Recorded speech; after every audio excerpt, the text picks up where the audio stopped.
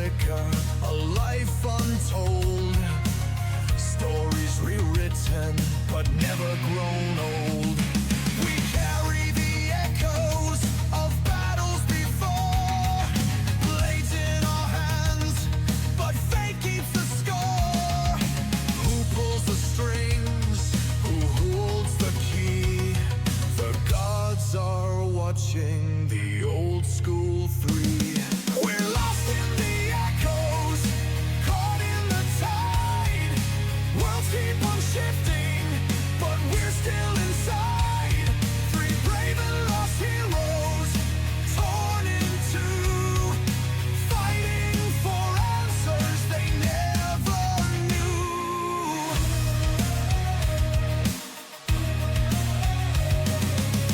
Riftwardens whisper, the black fire burns. Prophecies written in lessons unlearned. Mythic born power from lives we once led. But why do we rise when we should be dead? We dance in the shadows, fate calls our name. 3 gods are playing their infinite game. Who holds the strings? Who holds the key? The gods are watching the old school 3. We're lost in the echoes, caught in the tide. Worlds keep on shifting, but we're still inside. 3 brave and lost heroes, torn in two, fighting for answers they never knew. We've seen these faces, we've walked these roads, but time resets and the cycle goes. Are we the players, or are we the pawns? Trapped in the story, but still moving on. We're lost in the echoes, caught in the tide. Bound to the wheel, but we stand with pride. 3 brave and lost heroes, torn in two. We'll break the cycle, or see it renewed.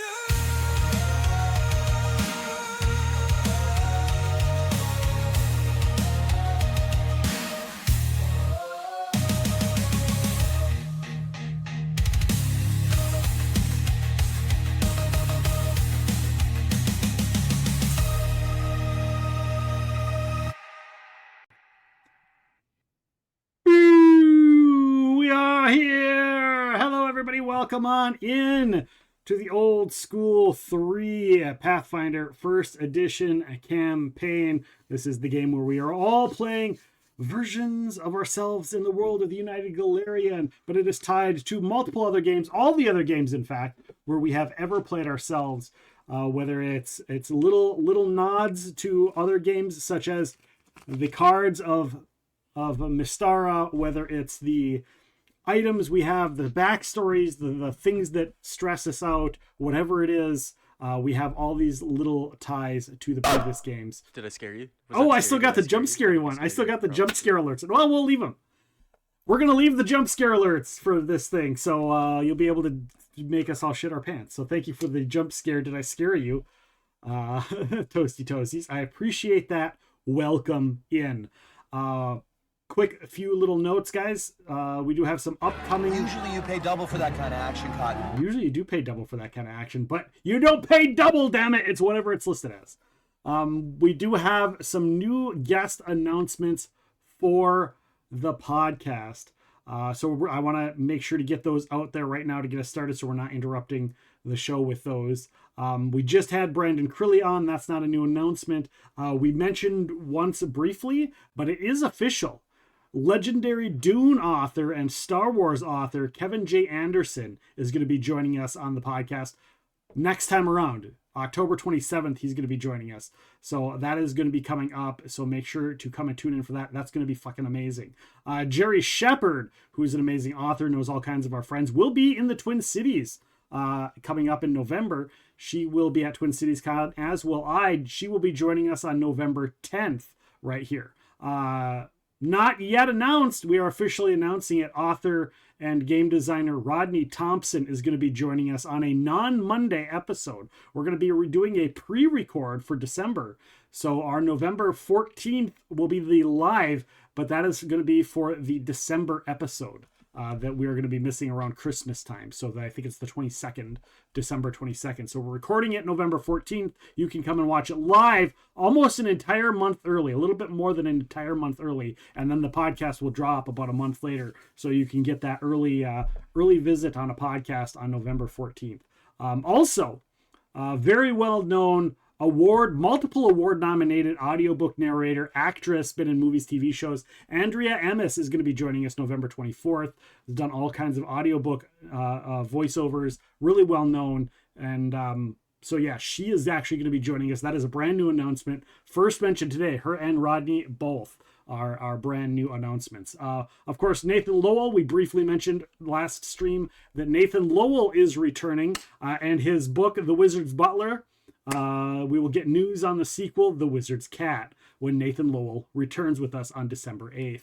And if you've ever read the Effin' Birds books, the Effin' Birds writer and author and artist, I believe he's the artist as well, Aaron Reynolds is going to be joining us January 5th. So all kinds of announcements coming up. We've got a few more in the works, including we're scheduling a multi-guest show and with some previous members that you guys all love and have asked multiple times to have back. And we have had come back multiple times. We're going to have a group, a duo or trio of people coming back, but I'm not going to say who until we get things finalized. So stay tuned for that. That'll be in February. With that being said, the Old School 3. Previously on the Old School 3. The Demons in the Abbey was the previous title that I called it. This one we're calling it The Shadows. I'm going to write that down. I didn't write it down. Shadows of the Abbey. Here, let me take a shot of bourbon. That's for Bear. That's for Bear. If he's in here, the blind GM. He left that here, and I was like, I'm going to have a little bit for Old School 3 tonight. Our heroes found themselves deep beneath the old Iomedean Abbey, which has been turned into a winery. They were face to face with horrors born of alchemy and undeath. In their last encounter, they struck down a witch, only to watch her body dissolve into mist and drift away through the cracks in stone when the game started. Knowing full well what that meant, the Old School 3 began to give chase. The hunt, of course, in the last game led them up through the Abbey's winding stairwells and ruined halls, following the faint trail of the vampire's mist as it ascended to even higher floors. Moving quickly but with caution, they crept upward, hoping to catch the creature at rest in its coffin and end it once and for all. But fate had other plans. As Matt and Nick slipped through the shadows past the stairwell room to look into the alchemy lab where others awaited, Bryan, hoping to scout things out, decided to climb higher in the stairwell still, only for the ancient stairs to give way beneath his weight. 20 feet of stairwell collapsing in a thunderous crash that shattered the silence of the Abbey. The sound echoed through the halls, alerting everything and everyone nearby. Thinking very quickly, Nick and Matt ducked into a room nearby as the guards ran by the door that they entered through. Inside the room, not a bed, but instead sit a coffin.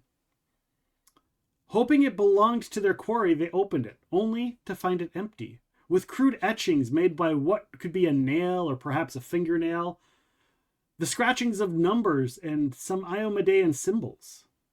Whatever creature had fled below had not yet returned here to rest.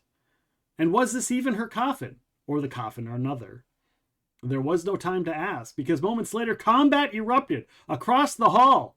The witch they'd seen moments before stood amid the alchemical chambers, and in the prior room, Bryan, flanked by enthralled guards. Matt and Nick engaged from one side, trying to flank in, Bryan from the stairwell, hoping to rejoin them. Spells filled the air, mist, illusions, confusion, and charm. With the witch's magic clawing at Matt's will, and it threatened to turn the tide. Separated and surrounded, the old school three fought desperately to regain their footing. Nick's cunning, Bryan's relentless gunfire brought them together again, cutting through the chaos. But then, as quickly as it started, Nick and Bryan once again were separated. Nick needed to work his way towards an awakening Matt, just as a familiar figure emerged. From another door stepped the vampire who had pursued them, the obvious sister of the witch they currently were dealing with. The vampire, now fully restored, its wounds healed, its hunger renewed, and to their surprise, standing amidst the sunlight through the Abbey window, for some reason, completely unharmed. The chase was over, but the real battle of the Abbey may have just begun. Did I miss anything? Was there anything left, unsaid, unspoken? Nope. Bryan? No, that pretty much covered it. We're fucked. All right. Academical and undead. Horrors! Horrors, Matt! Horrors! My hearing's really good. I know what I heard. The numbers, Mason. What do they mean? Yes, the numbers. I know what they mean. I know what they mean. So, with that being said, the door slams open. The vampire starts out. We're continuing the initiative where it was left. She is at the top of the round. I'm going to say her slamming the door open was part of her action. So we'll say that is like her move action or part of her move action. Her move action is done. All she has left is a standard. With that being said, Matt, she can see you. She can not... she probably can see Nick, actually.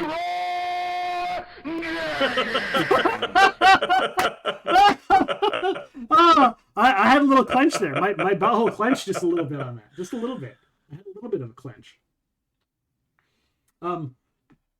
So you see her. She looks at Matt, or she looks at Nick.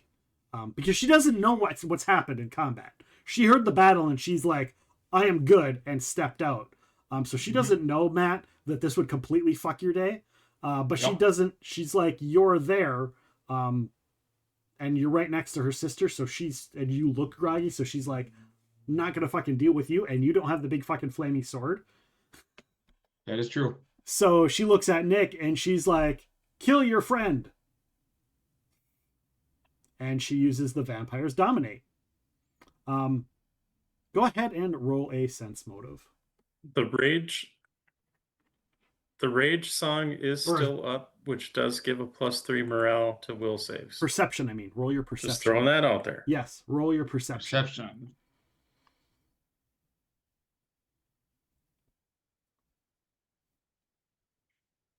39. Bryan, what did you get? God, 39 is awesome. Nat Oh, 20. my apologies. Let me get that. Get it. Get it, baby. Get it. Get it.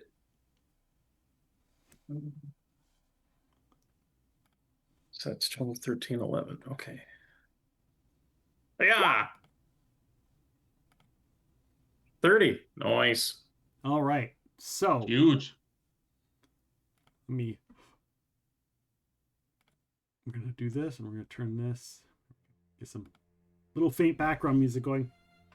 So with a 30 and a 39, both of you actually you can sense and feel the magic, but what you do see is when the magic would take a hold of Nick, you actually see a shimmer over his body. And what you see, so slightly nuanced, is the reflection of Pharasman's symbols. As the vampire ability is completely useless against the people who were blessed by the high priestess of the second largest church of Pharasma in the world. Yeah. because she used the vampires Nice. dominate, not her own. Once again, you guys are immune to like the energy drain, the mind affecting effects of vampires. Thank God. Yeah. You know, that doesn't stop the fact that she's super fucking beefy and strong and just beat the shit out of us, but she can't dominate you, she can't level drain you. So and that is her standard action. So she steps out, scary as hell. Kill him. Shing. And if nothing else, you know that that does nothing more than really piss Nick off because she's a vampire.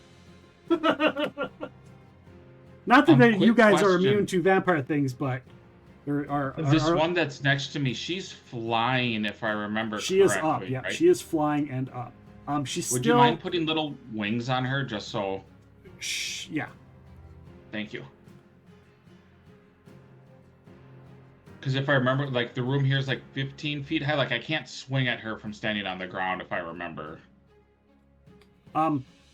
No, actually, she isn't. She isn't. She is flying, but she actually lowered herself down. Because sweet. she needed to get a good angle on Nick because you were out. She had Cool. you completely because you had confusion, Yep. and she just lurking at Blast and DD will do Immortal Frog. Thank you for that. Thank you for joining us. Appreciate you guys. Go check out Immortal Frog. Streams oftentimes late at night or lately a little bit earlier in the morning even.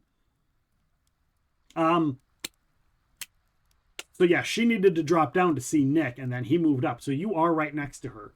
Cool. At the beginning of your turn, remind me because there's an effect on her that will affect you when your turn starts.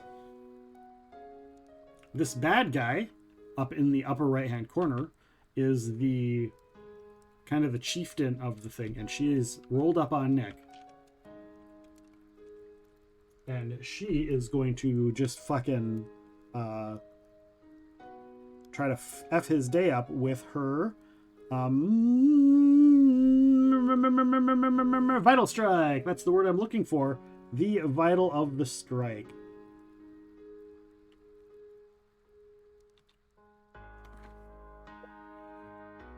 And gets a 28 to hit Nick, who dropped all of his things when he fucking biffed it on the floor earlier and took the whole table, his character sheet with him, and forgot to arrange it before we got started. I got a little vertigo for some reason, and I came over and I was like spinning my chair around, and I lost my balance. Like I had the whole world spun, and I grabbed my chair, but my chair spun, and on my way down, I grabbed the table that had all my stuff and biffed it. Yay! Wrestling training. Take an improper back bump. She totally hits Nick's fucking 23 AC.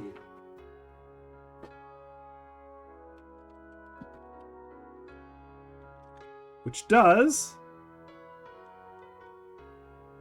It's like double the attack, right? Double the dice damage. Unless she has Mythic Vital Strike, then it's also double the plus as well. So Nick... What he said. Nick takes 15 damage. Nick takes a shit ton of damage. But that's a Vital Strike, so she moves there, and that's it for her. You do also have a damage reduction of 1 from the Rage Zone. Thank you from that. The other one, and you still have a minus. You don't have all the penalties to your wisdom, or to your wisdom save, to your willpower, but you have, I don't remember which ones. It's not... I've been cackled. Right. So you got... Well, and there was a Mind Fog thing that hit the us. Mind Fog went away. Because something happened, and instead of just retconning and starting the combat all over, I just said it faded. Mm-hmm. Okay. Something happened where it didn't go off or something like that. Yeah, she was Gotcha. blinked and it didn't. Right, she was blinking, and it didn't go off, or it wouldn't have gone off. Okay.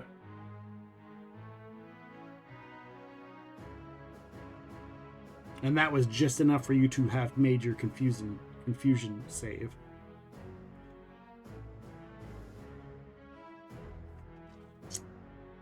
So So she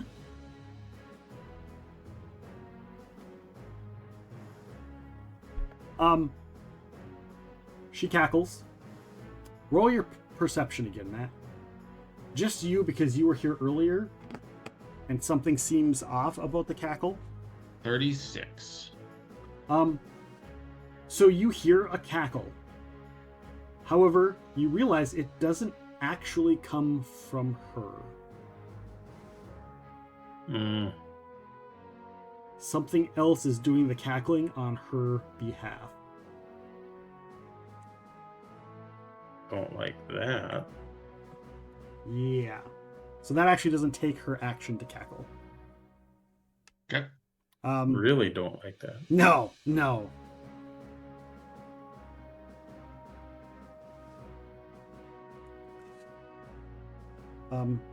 She does, however,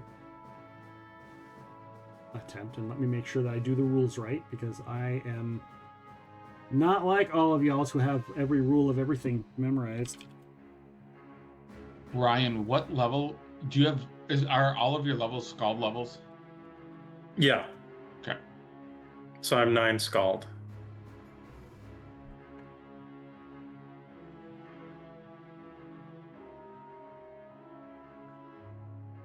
Matt, make a will save.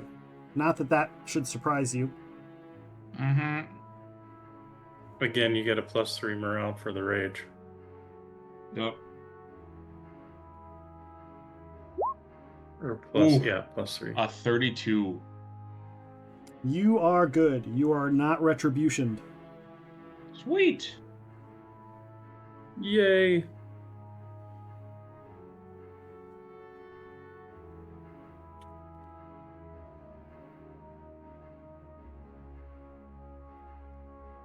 And then she spends a mythic point and casts defensively. And she, let me check the skills to make sure. I'm pretty sure she doesn't need to actually roll a nat 1. She'll still make it. Yeah. 15 plus 2 times spell level? Yeah. She could cast a 9th level spell if she had one. Make you and Nick make a reflex save. Everybody else is good. 25.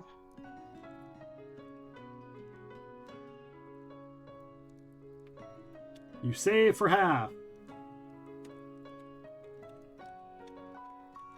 Nick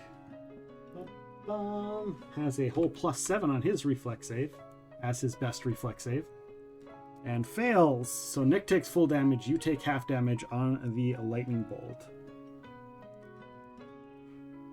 Meep.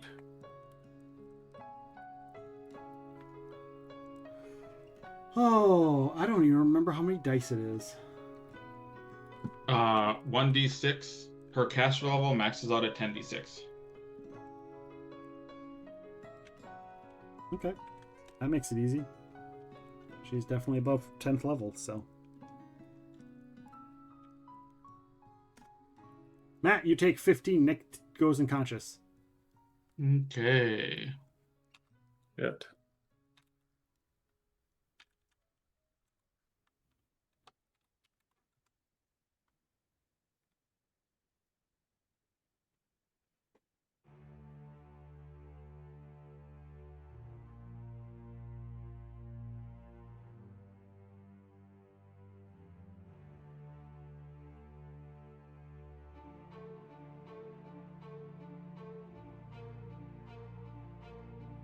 And she takes a 5-foot step back. Has to not provoke from you.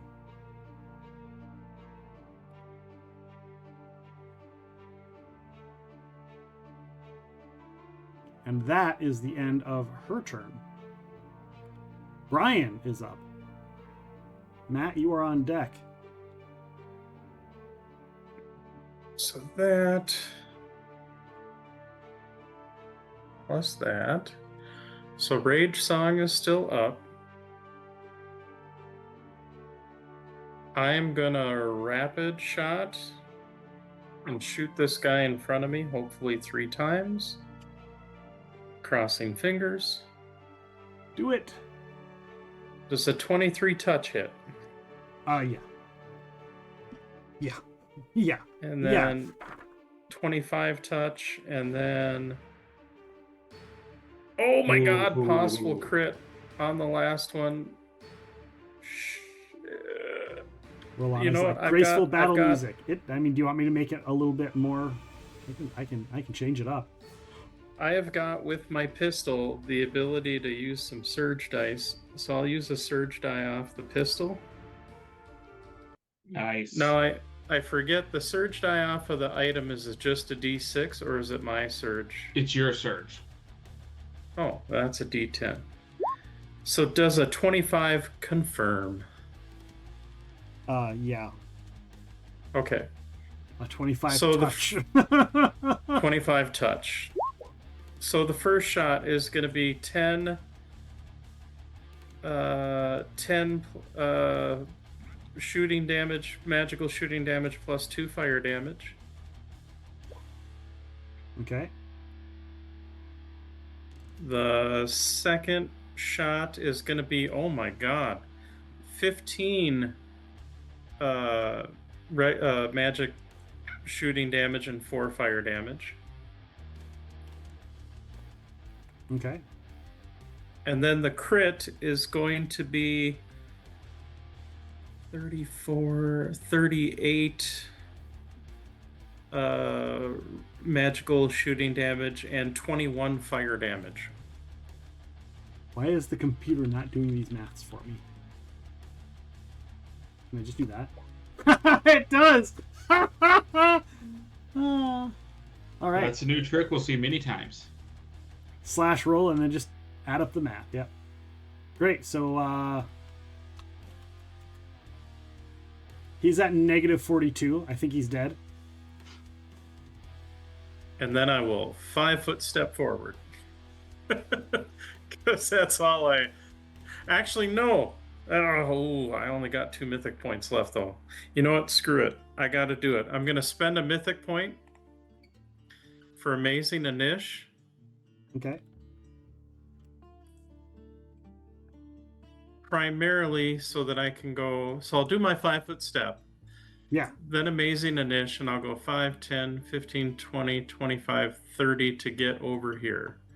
So I can get closer to... Can you double move for that, or do you have to have a... No, because it's just a standard Right, for it's the just a- Amazing yeah. Anish. Yeah. Or a move action in Yeah, this yeah, case. yeah. And the haste, whatever haste I had is gone because I have no more 3rd level slots. I know that Right. for a fact. All right. Anything Um, else? And that is it, because that would have been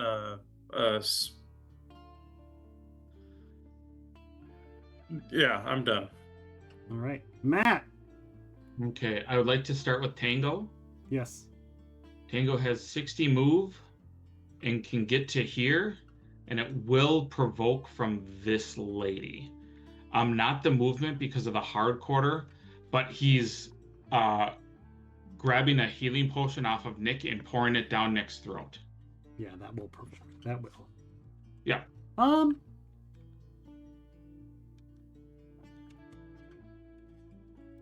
gonna be fair here, and I'm gonna make a perception for her to even fucking notice Cool. in the heat of combat. That's fair. We'll say a 15 is Okay. the DC to see him. I'm good with that. She does see. Okay. She probably recognizes it as the thing from earlier.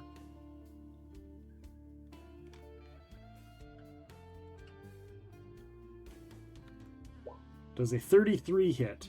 33 hits. 14 damage to the little guy. Okay. He's not happy about it, but he takes it. I mean, he's got more hit points than I do, so.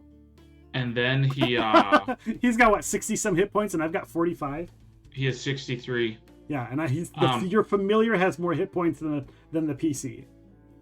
And then he pours I wonder if I did my math wrong. Do you think I did my math wrong, knowing me? I don't know. What's your con score? 10. Probably not. But I am 9th level. I'll do the math for you outside of my turn. Okay.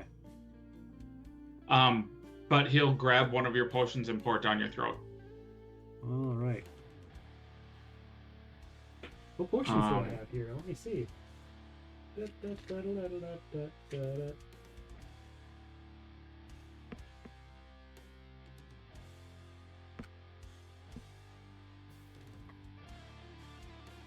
And you said you have how many hit points? 45. For your favorite class bonus, did you take hit points or skill points? Skills. You know me, I always take skills because I'm an idiot. You should have 48.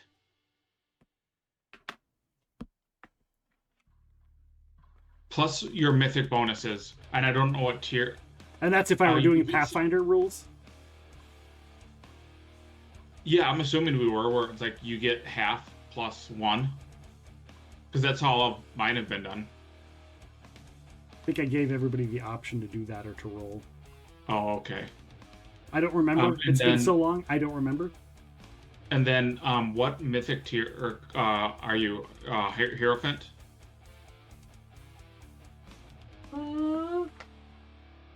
Yeah, Hierophant. Okay. I will do the rest of your math in a second. Yeah. Now my turn. I just step forward.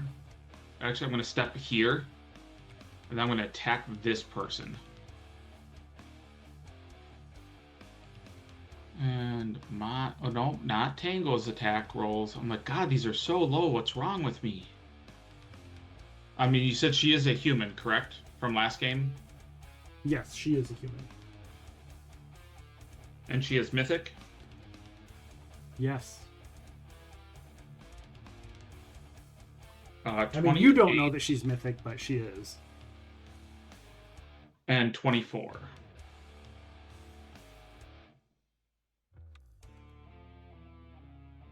Holy shit. Good roll.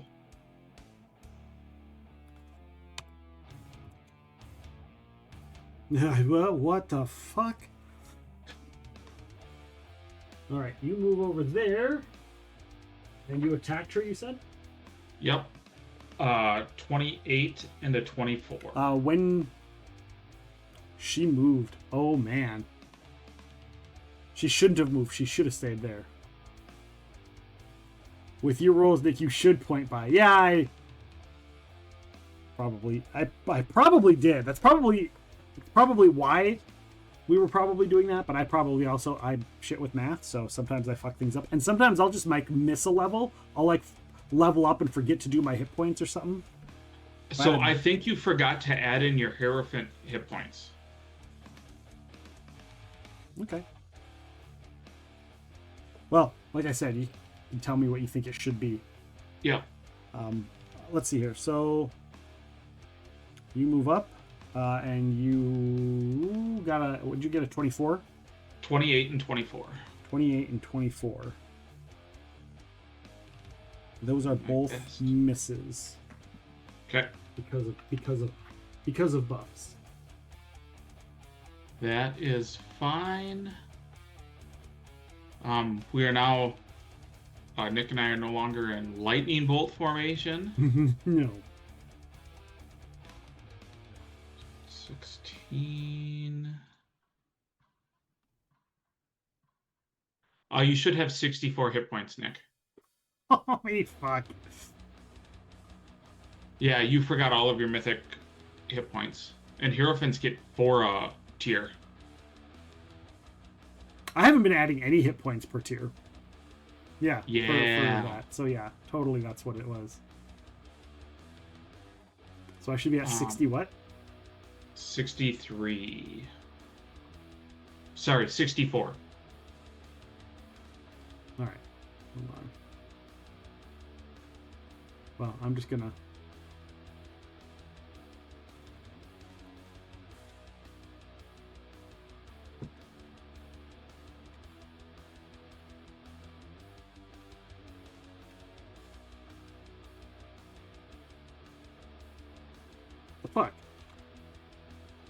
Save. And that is what I do.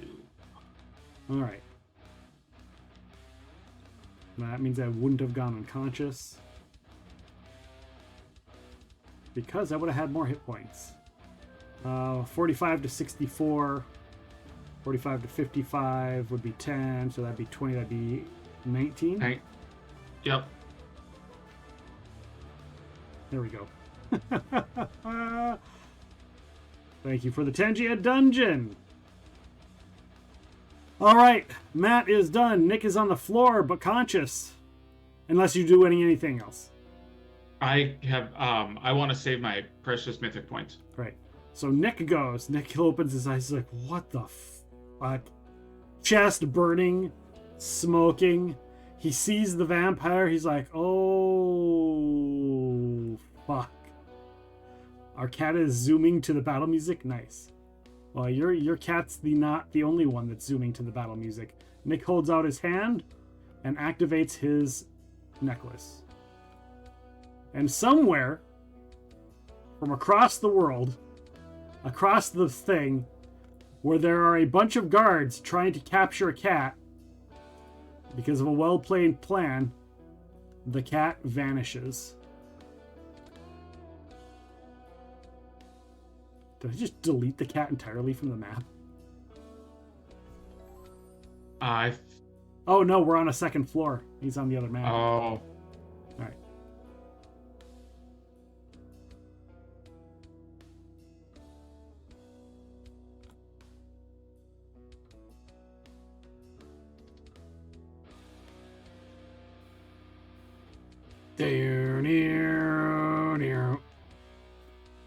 Meow.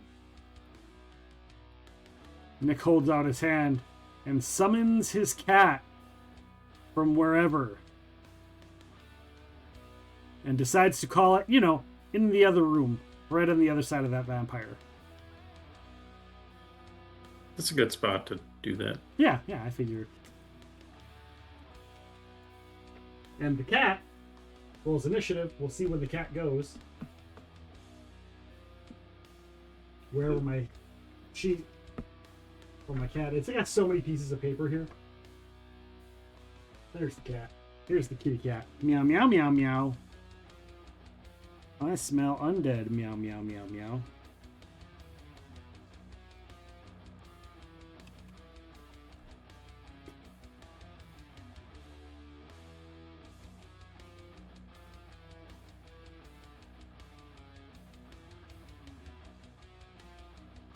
Perfect place for that cat on a initiative roll of a 5.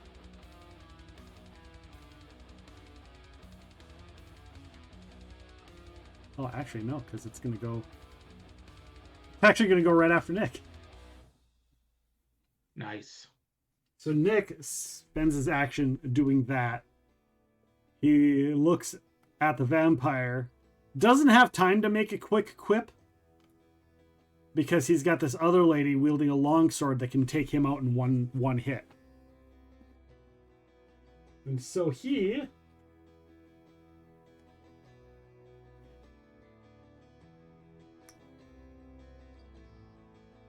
is going to...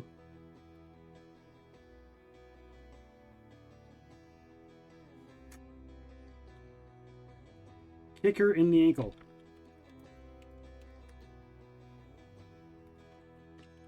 Because Nick has improved Dirty Trick. Oh, nice. I've never used it. I've had it forever. Wait, let me make sure. That might have been Doppelganger, Nick. Let me double check. And now that I think about it, those are my mythic things. Here we go. Yeah, nope, he has improved Dirty Trick. Certainly does.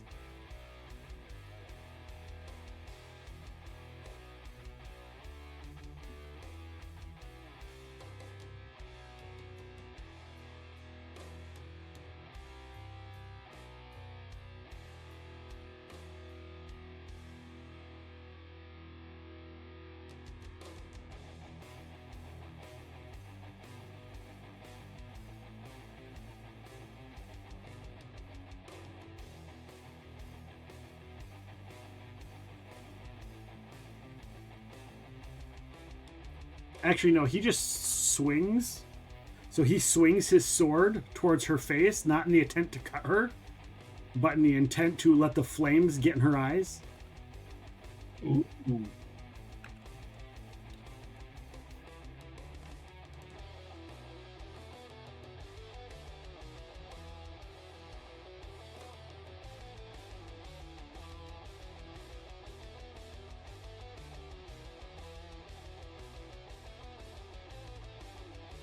Bryan's buff should give me a bonus on that. To her.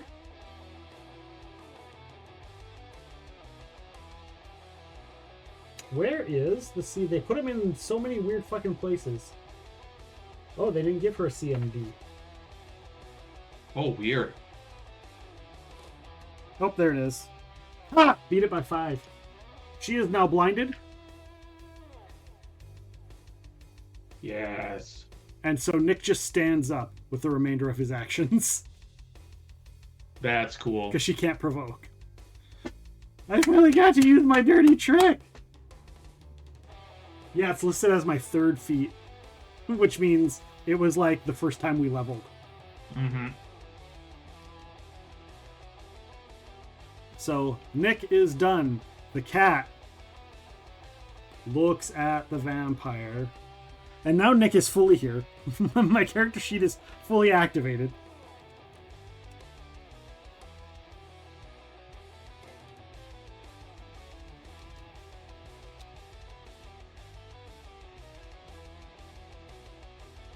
$35.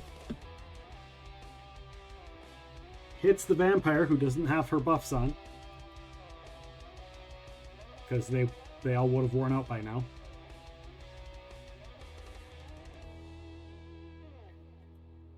Makes that combat maneuver bonus for grappling to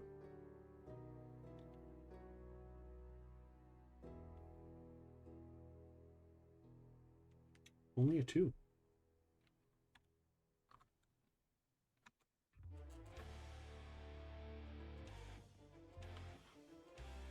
That can't be right. +2 from a 2 grapple. Not starting and run hitting. It wasn't not broken. Flanking doesn't matter. So, yeah.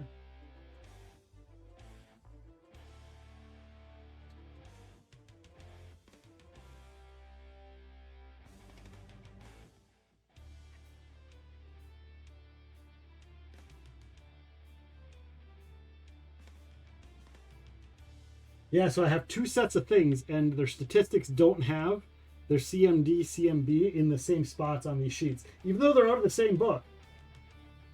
That sucks. That could be frustrating.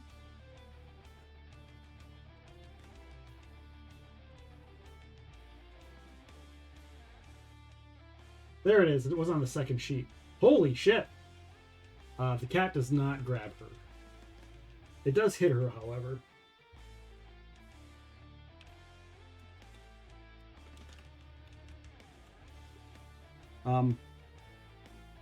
So 13.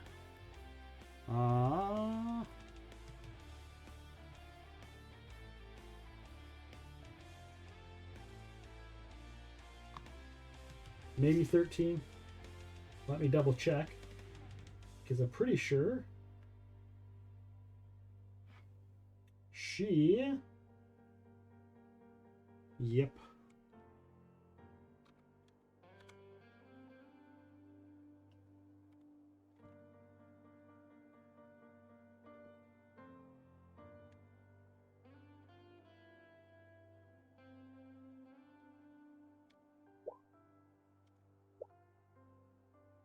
That was the bite. Those are the 2 claws. Both of the claws hit. The second, or the first claw, will not grapple her. For fuck's sake, she is beefy. Yeah, no grapples.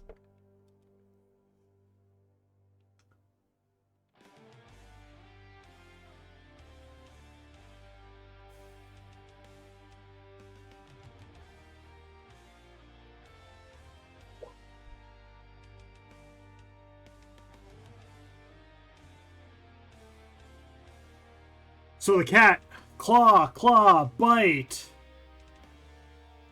And it's like the cat is chewing on a bedpost, for lack of a better term. Like, yeah, does some damage, but you expected it to be like ripping into flesh, not ripping into bedpost. You know, bites onto her arm and is just like, ugh, and biting onto the neck and scratching across it, and just not a whole hell of a lot. Check out my work biddies! HR wants to talk to me.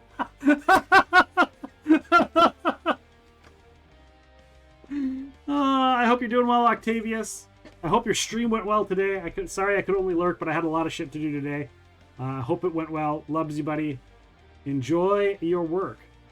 You work and lurk. Hopefully you can just work and listen in. So yeah, the cat claw bites, but it's like, it's straight out of an anime. You know, when the big huge monster reaches down and bites, and it's like biting on the flesh of the Hulk. That's kind of what it's like. And she just looks at it like, what the fuck are you doing, you stupid beast? That's twice my size. Bryan, that guy is dead. You killed him. He is the only one left, right? Yeah, he dead. He dead! Or unconscious, or whatever. She... Not as... maybe she is. She sees Nick just get up and swing his sword. Sees you move over there to her. It's a 1v1. Maybe she feels like she's just going to kill the cat. Was the cat there for the blessing? I don't know. Which blessing? The blessing from the Priestess of Pharasma. Yes, because we were all at the Pathfinder Lodge. No, you were in the church. Oh, you went to the Church of Pharasma? Because remember, she walked in after you were done with the big scary lady, and she walked in, and the little old lady was like, "Oh, hi there," yes, and it was we were there. And it was afterwards, and you guys were like, "Wait, that was the High Priestess! Holy shit!" Okay, so the cat was there. I thought so, but I wanted to verify with you guys. Because she just assumes her slam attacks and drains are gonna fuck the cat up, when really she's just gonna. It's just gonna go the other way. She's gonna hit the cat, and the cat's gonna be like, "What the fuck are you doing?" Maybe, unless she crits or some foul shit like that.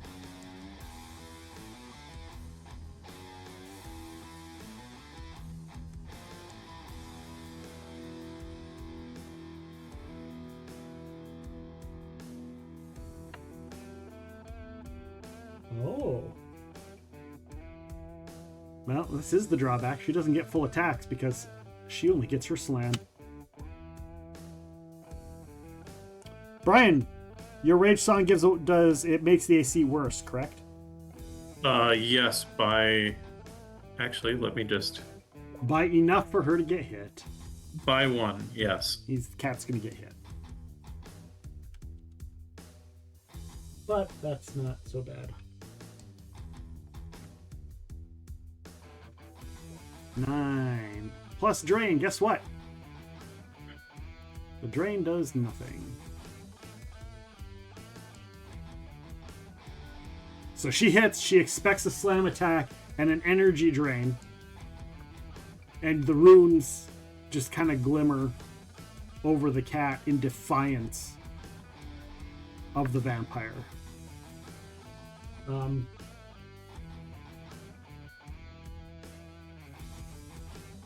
So she realizes twice now that there's something stopping her things. She isn't dumb. She's actually quite intelligent. So she knows that her undead stuff is probably just not going to work.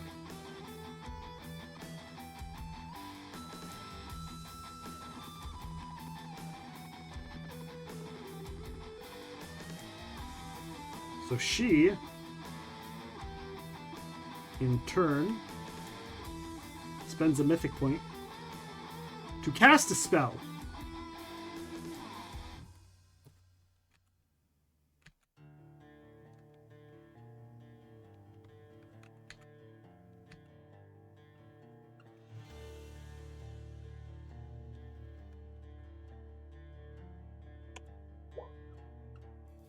and touches the kitty. Kitty makes a saving throw. Not good.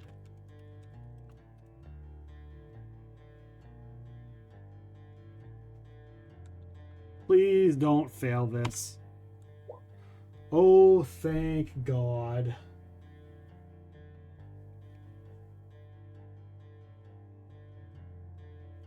DC is 23.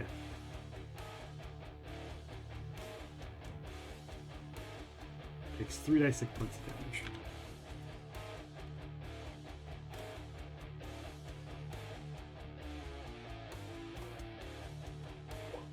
$26. Still a lot of damage. Still a lot of damage. But, you know, that's what happens when you cast a fucking slay living on a cat. That cat should die. And the cat still doesn't go down.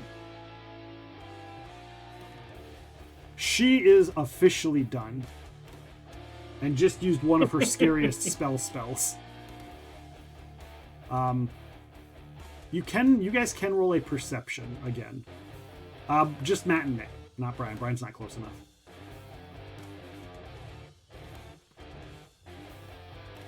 $21.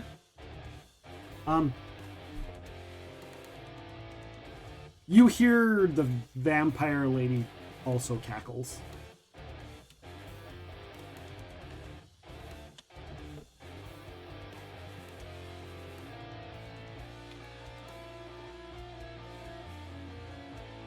Nick, however, on his turn, will probably say something out loud about the creepiness of that. Alright, she is done, and this other lady attacks Nick again. Because she's right there. Oh, she can't. She's blinded for a round. It's still a round hasn't happened yet. She flails, tries to figure out why she can't see shit. Tries to wash out her eyes, grabs like some water or something, splashes her eyes. She doesn't know what to do. Something along those lines. Matt, the other one. She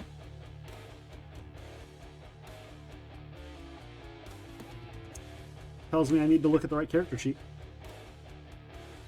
It's funny because they both have so many things and they're very similar, but they're not necessarily exactly the same.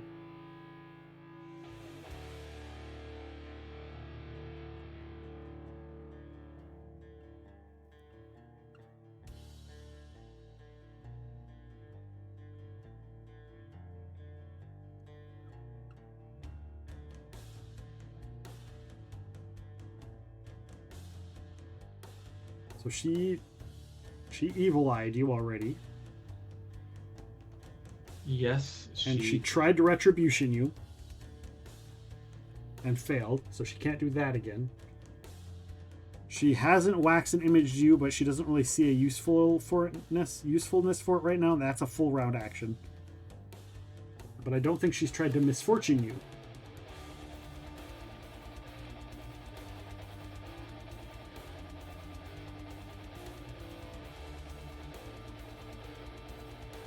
Oh no, she did misfortune you. Yes. That's why I failed against the Mind Fog.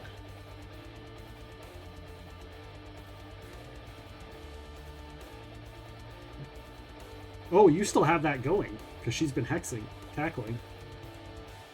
Grave misfortune at any time the creature makes an ability check, attack roll, or saving throw. Yeah, so you still have that going.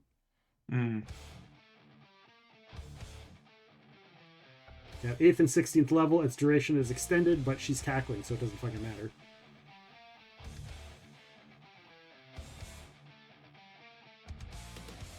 So,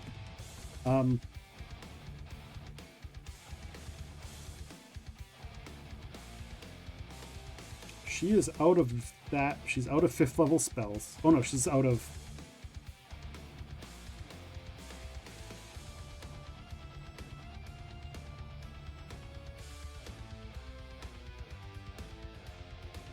She's out of 6th level spells.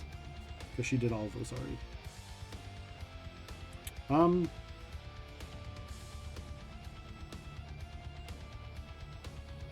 Fuck it, she's gonna cast Mass Pain Strike. I don't know what it does, but it sounds brutal.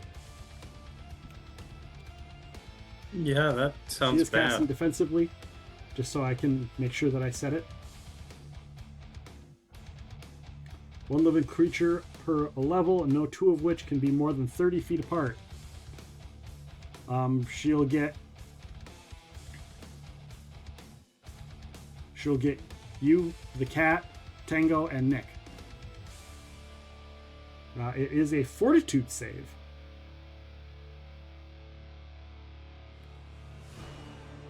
So Nick, once again, rolls.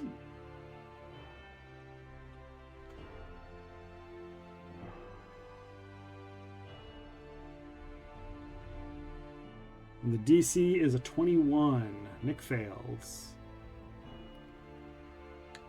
And the cat, the kitty cat, probably will also fail. Cat's got a better fortitude save than I do. The cat succeeds. I got a 20. Tango got a 25. Tango survives. So the cat and Tango survive, and their owners fail. Pain racks a targeted creature with agony, inflicting a die 6 of non-lethal per round, for 1 round per level, maximum 10 rounds, so it'll be 10 rounds. Additionally, they are sickened, and the caster gains a +4 circumstance bonus on intimidate checks.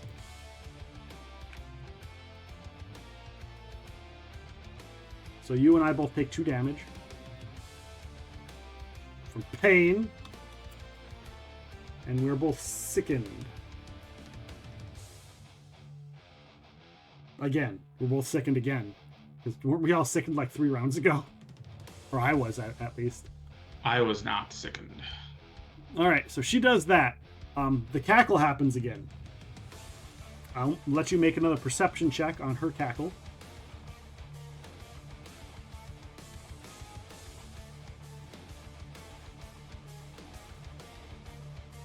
$25. 25. You realize that up in the corner of this room, and I don't have a figure for it, there is a bat hanging from the ceiling. The bat is cackling for her. And what? Oh, where is it? The upper left-hand corner of the room. Cool.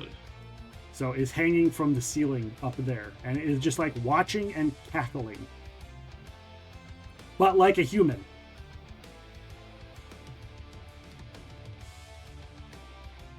Creepy. Yeah. I found, so there's a cool thing that did like mythic witch abilities, and so I took some of them because I thought they were fucking cool as hell. And I was like, these are unique and fun and not super broken. And I was like, well, the cackle one, mythic cackle, where it allows your familiar to cackle for you, was kind of fun. Yeah. And I was like, that's neat.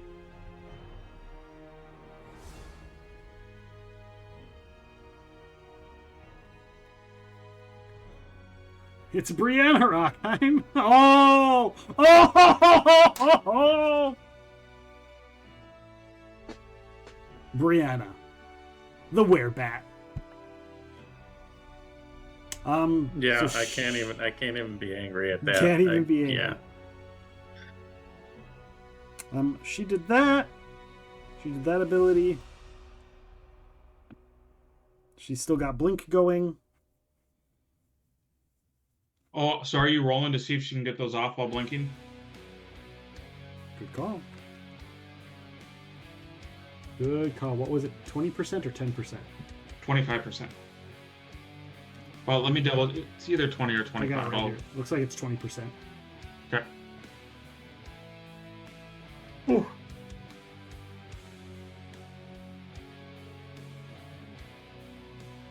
An individually targeted spell is a 50% chance. So if she targets us, otherwise it's 20%. So like a ray or a magic missile would be a 50% chance. Oh, Cool. fail against you while you're blinking unless your attacker can target. Your own spells have a 20% chance. All right. So 1 through 20, the pain strike fails. 99, pain strike does not fail. And that was the only spell she cast this round. Thank you for that reminder. Bryan! Okay, so this Lingering 2. Bryan is going to 5, 10, 15, 20.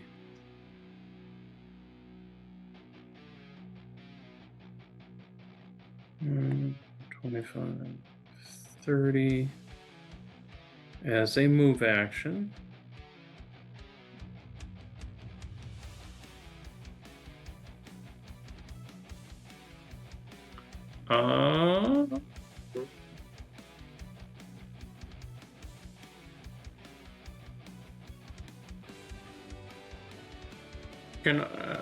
Is she, oops, I clicked on the wrong thing. Is she low enough that I can see her? Is she kind of on the ground? Yes.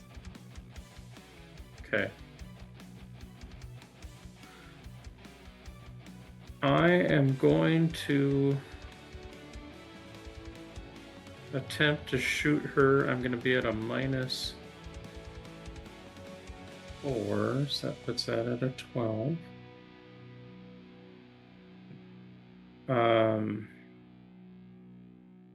This is not a touch attack because I'm past my first range increment. Okay. But does a 31 hit? A 31 would hit. Give me a 50 percentile, Bryan. Okay. 1 through 50 misses. Then I miss. All right. You see, like, you shoot and she, like, blinks out and back in.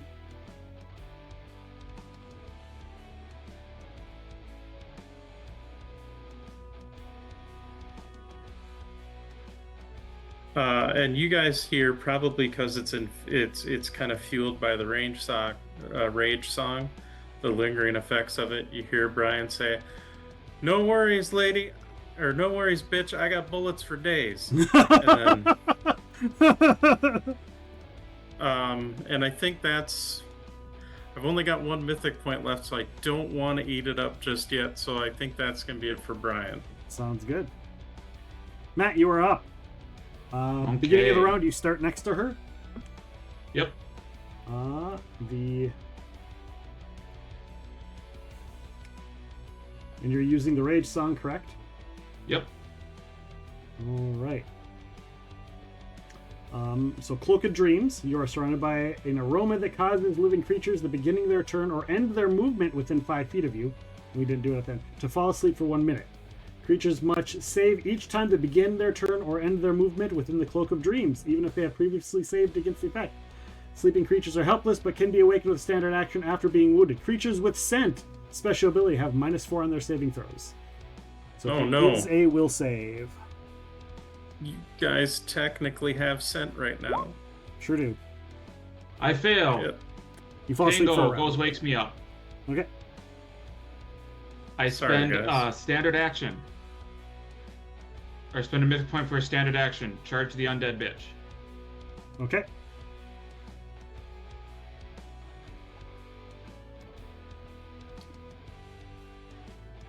I am at. Yeah, and it doesn't provoke because the other lady doesn't have a weapon out. She's never drawn a weapon. No reason for me to say that she has one out. Little dagger. Yeah. What's our bonus from all of our teamwork feats? Is it +8? It is.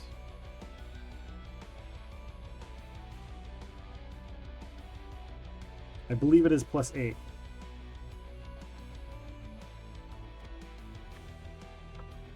Yes. It is 8.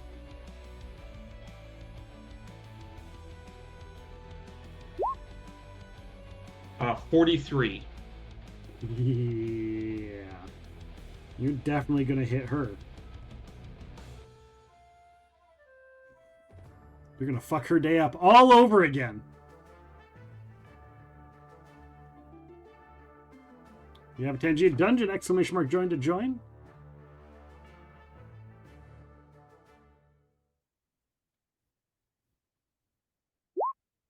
$36 points of damage. All right. Huh. It's like almost half her hit points. She wasn't actually fully healed. She was partially healed. She was almost fully healed. She was like 20 away from being fully healed. But she ran out of stuff to heal herself with. Makes sense. All right. Anything else? No. But I do have to make my will save again. Oh, yeah, because you end within a 5 foot. 17. You fall back asleep.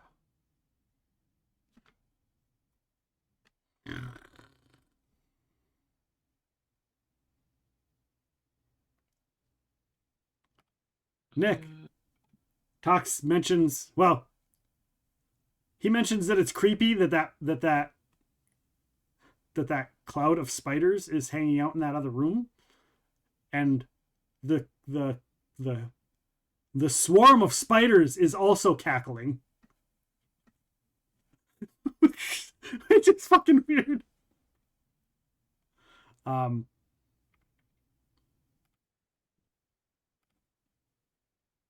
Oh, but it actually doesn't cackle this round. So Nick mentions it because he heard it on his round with the perception.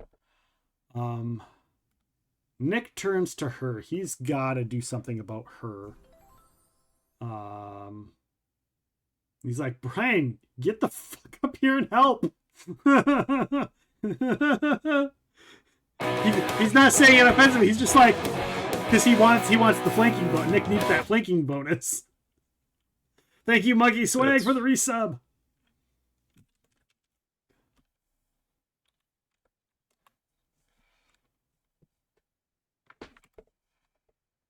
Oh, so many sheets of paper.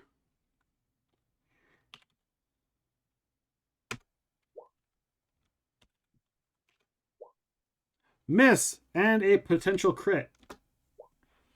That crit confirms, I believe. Sure does. Yay!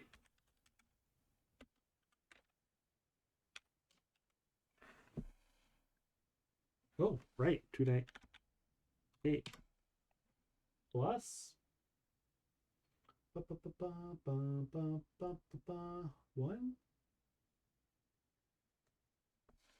2, 3 plus 1d6, because the fire damage does not go up on the crit.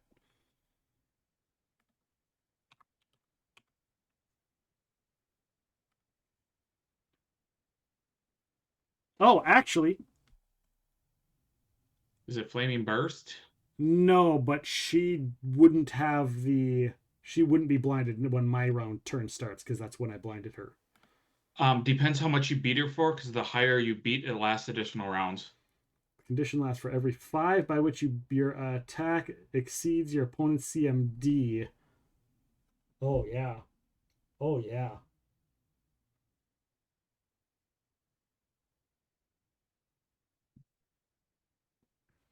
Yeah. So my first attack would have actually hit. Nice. Because she would have been blinded. She's still up, but pretty damn close. So Nick's turn is over. What does he have for mythic points left? He's got... I don't even have a marker on there. Did those reset on me? Mine did not reset. That's weird. My cat has them. I don't even know what the 61 and the 2 are. Not like my cat has mythic points. Well, I know I have one from chat, so we'll use it to attack again. And miss. Doesn't matter. All right. So Nick attacks, misses. And yeah, even with her being blinded. Because it would be a flat-footed. And they're a flat-footed, and just to double check, is an 18, yeah. So Nick is done. Toivo goes. You are there. I'm sleeping, though. Unfortunately, I don't give a bonus. You are sleeping. Correct. So Toivo doesn't get jack or squat from you on this one. But he does get the Rage Song.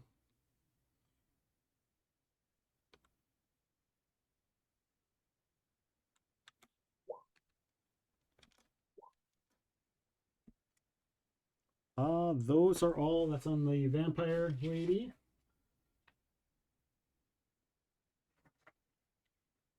That is one hit.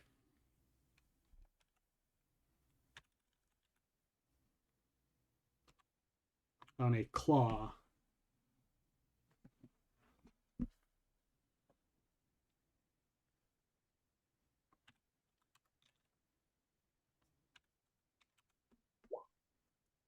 $18 more points of damage, so it's 8 points of damage. All right. She is up.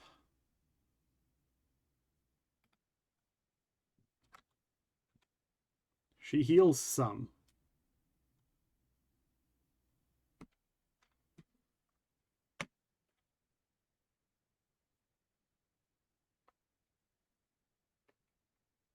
Now, all these sheets. So she sees you sleeping there. Oh.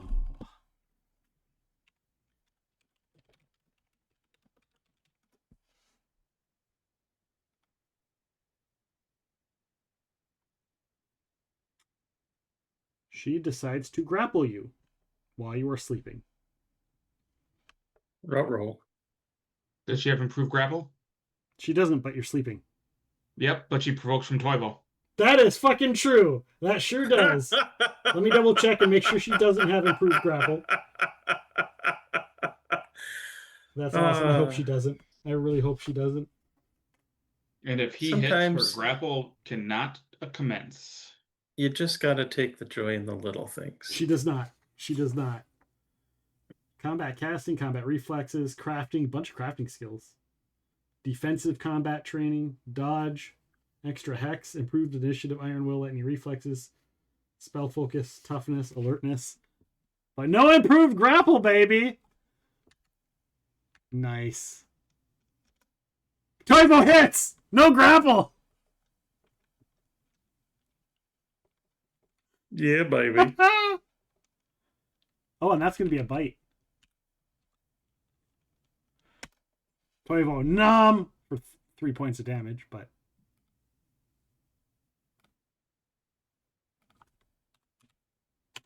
No grapple, biatch!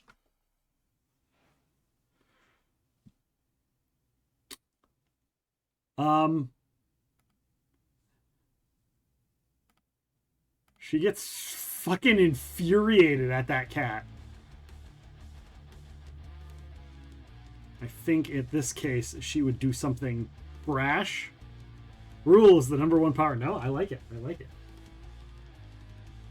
I would have done the same exact thing. I'm always fighting for like, what can I do? I'm all for it.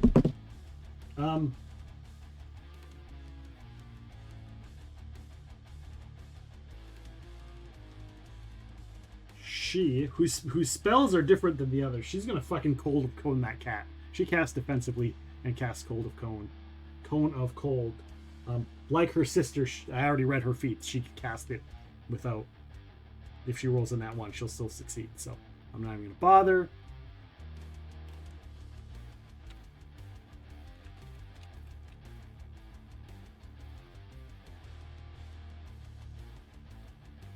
Haha.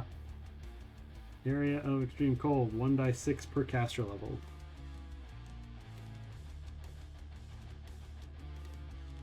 Is there a max? Is there a max on this? No. Yep, 15d6. This is not fucking good.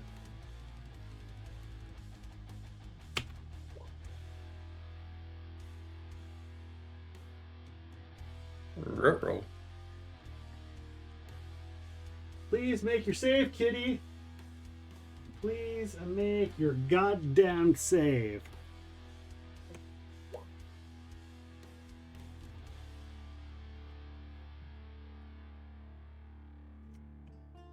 Well, that's not good. Kitty's gonna get fucking trounced.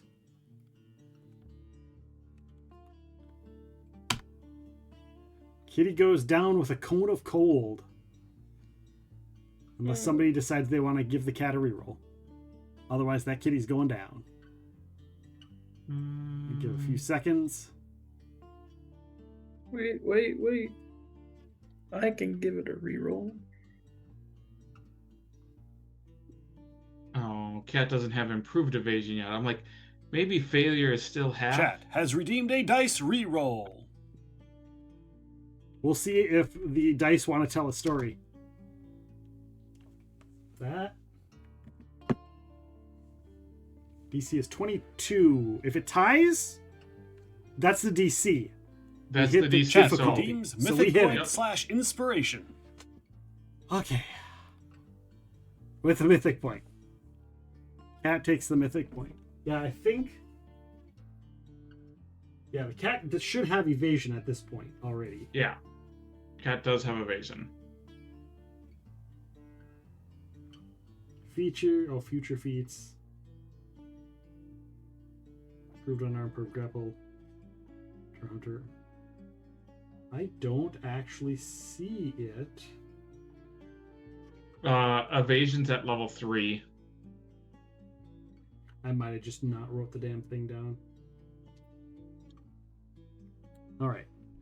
Okay, so Matrix is the cone of cold because chat was kind. Ever so kind. She is now done.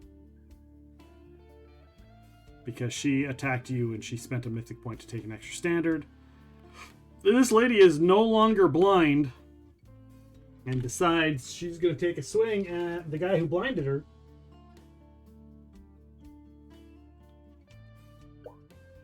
She hits.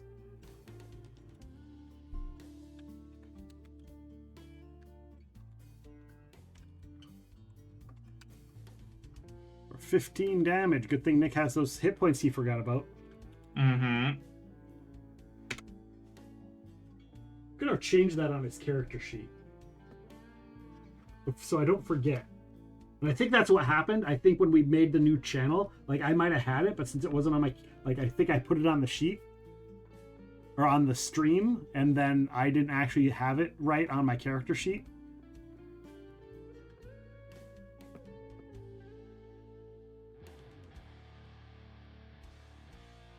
There we go. So, Chat redeems mythic point slash inspiration. Matt with the mythic point. Yes. Chat redeems mythic point slash inspiration. One for Bryan as well. They need it. Thank they need you. it. They're low. Bryan has one left, so he needs. It's needed. It's needed. I don't know why the cat is listed as 2, so I'm just going to put 1 on there from the one that was just redeemed. But thank you. Welcome in, Sunsetter. That's okay. I have a character and a player, so you'd have to specify whether it was the bad guys or the NPC being that is Nick. All right, so the witch with the flying broom. She gets to go. She needs to take care of Bryan because Bryan's range gun, if at one point it succeeds, will fuck her shit up. And Matt is nappy time, and the cohort is going to take care of Nick.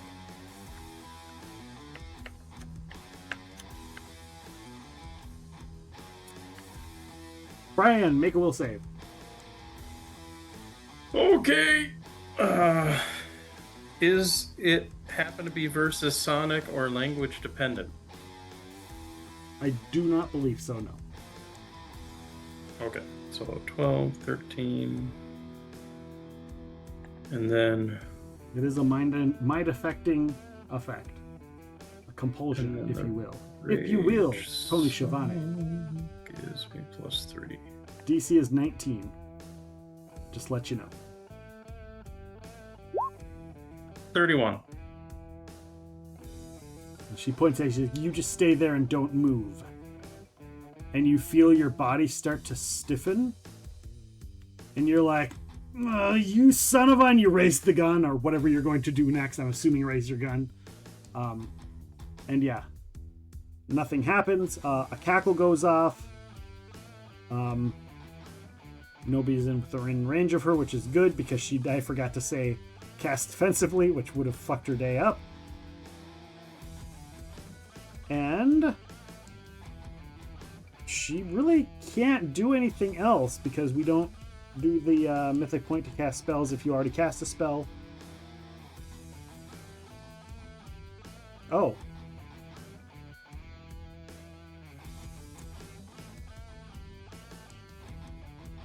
Oh, she's not that low yet.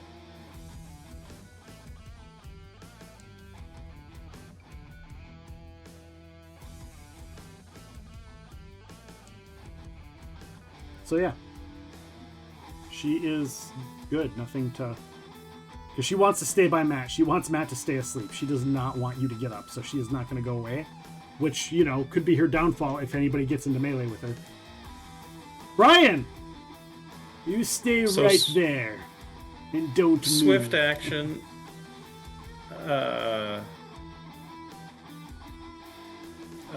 Bryan says, I have a disease, and the cure is more rage song. And then I 5-foot step to there. And then, so that was a swift action, engage the rage song. 5-foot step to move there, and then I'm going to rapid shot and shoot the crap out of the minion to free up Nick, hopefully. Okay. Does a 21 touch hit? Yes. And a 21 touch will hit again, yay. She's going to go down. She's got 3 hit points left. And then does a 16 touch hit, for whatever that's worth? Yes. Her touch is 12. First shot, total of 15. Second shot, total of 16. Third shot, total of 15. She's not just unconscious and bleeding out. She's dead. Great. And then...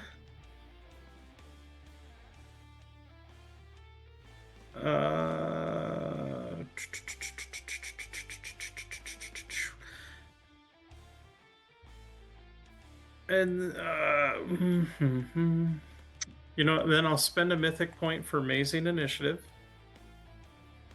Okay. You're gonna see Bryan drop his pistol, and as part of his move, because he's gonna move up here, 5, 10, 15, 20, 25, 30, draws his longsword, which glows because it is a +1 undead bane longsword. Yeah, it glows. It sure does glow. And I believe you said it glows when within, I think, like 50 feet or something of undead. Yeah, I think standard is 30, but I don't remember what I said.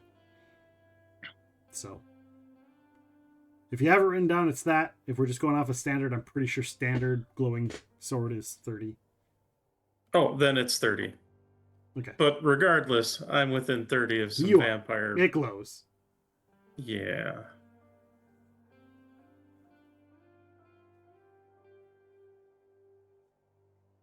And that will be Bryan's turn. Okay, you do have a hard corner where Matt's at, if you wanted to hit the undead lady, just for future reference. Gotcha. Bryan is done, right? Yes. Matt, do you have Tango come wake you up? Yep. Tango wakes you up. You are prone. Yep, that's do you fine. dro- I'll do take you a drop minus your 2 to ship? my attack. Do you drop your stuff when you fall asleep? I have a locked gauntlet, so I do not. Okay, and your sword or weapon? My sword's in my locked gauntlet. Okay. Oh, locked gauntlet. Sorry, I was thinking the shield thing. Oh.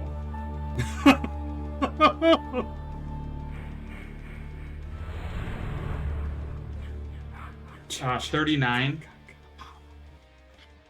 39 is gonna fuck her day up. Oh, No. we don't need that sheet no more. Yeah, 39 is gonna fuck her day up. What was that? Second attack is 38. Yeah. And this is So, while attacking from prone, correct? Yep. Just making sure you put the numbers in there because I don't remember what the penalties are. I'd have to go look them up, but I assumed you knew Yep. because you know shit. You drink things and you know shit or something like that. I drink things and I know shit. 38 damage and then 43 damage.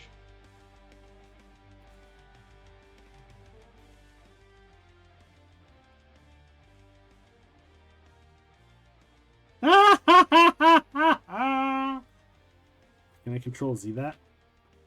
Fuck, what was she at? Alright. We'll do those. Do that, and then...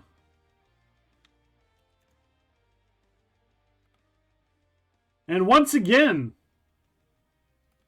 she goes poof into mist. Cool.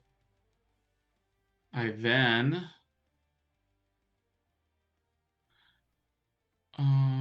You hear a little shriek from the spiders that are in the room. Meh! I don't have them in there, but they are in there. I'm going to spend a mythic point to attack the woman that's up. Okay. The other witch? The other witch. Sounds good. Now, unfortunately, I don't get the +8 to this. That would be... Yeah, nat 1 because of that misfortune. No! That is it. Alright. Nick is up. Oh. Actually, hold on. I gotta do one thing. Okay. 18. Do I still fall asleep? DC is 23. Okay. Oh, Nick's gonna have nappy time here in a second too, because he doesn't know what the effect is. So he moves up, which doesn't trigger it. So he moves up and attacks.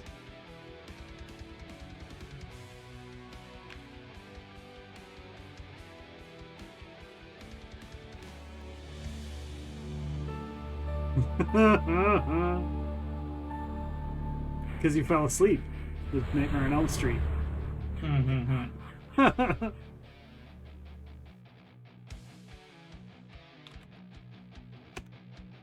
Oh, Nick rolled a nat 1. Whiffs it.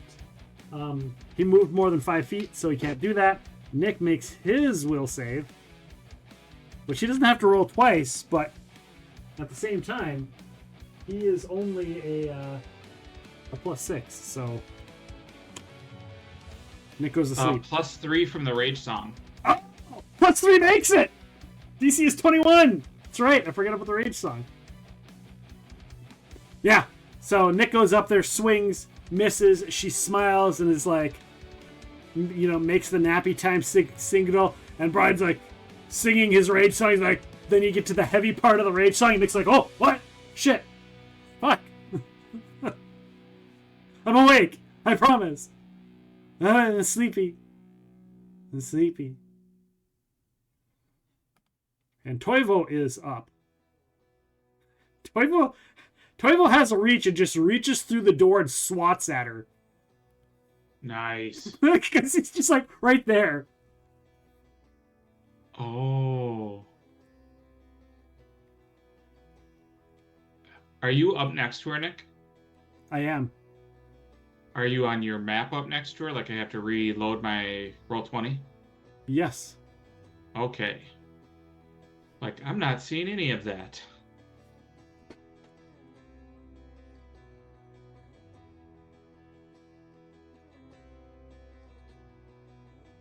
All right. So yeah, Toivo just swats at her because guess what? He's not going to need to get within 5 feet of her, so he's not going to go nappy time.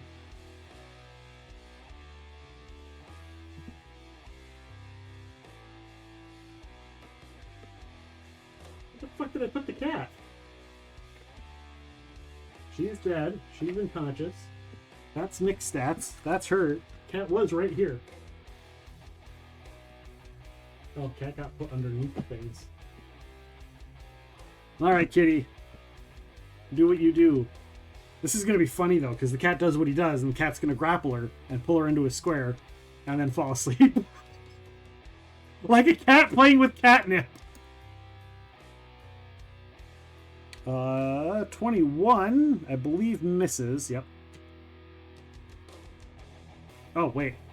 21, 22, 23, 24, 25, 26, 27, 28, 29, because of the flanking, actually would have hit. That one doesn't hit, however.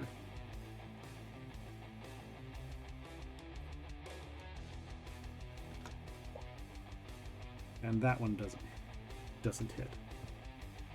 29 does.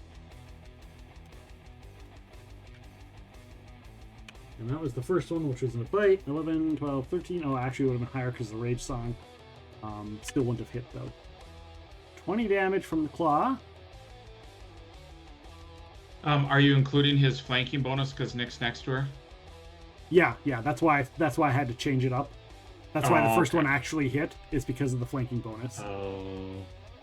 And the other ones didn't hit because I remembered to add the flanking bonus, but not the Rage Song. However, the grapple check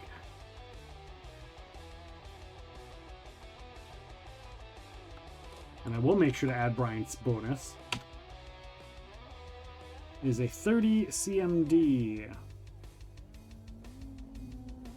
The fuck? Oh, Jesus. Yeah, that's creepy. That's creepy as shit.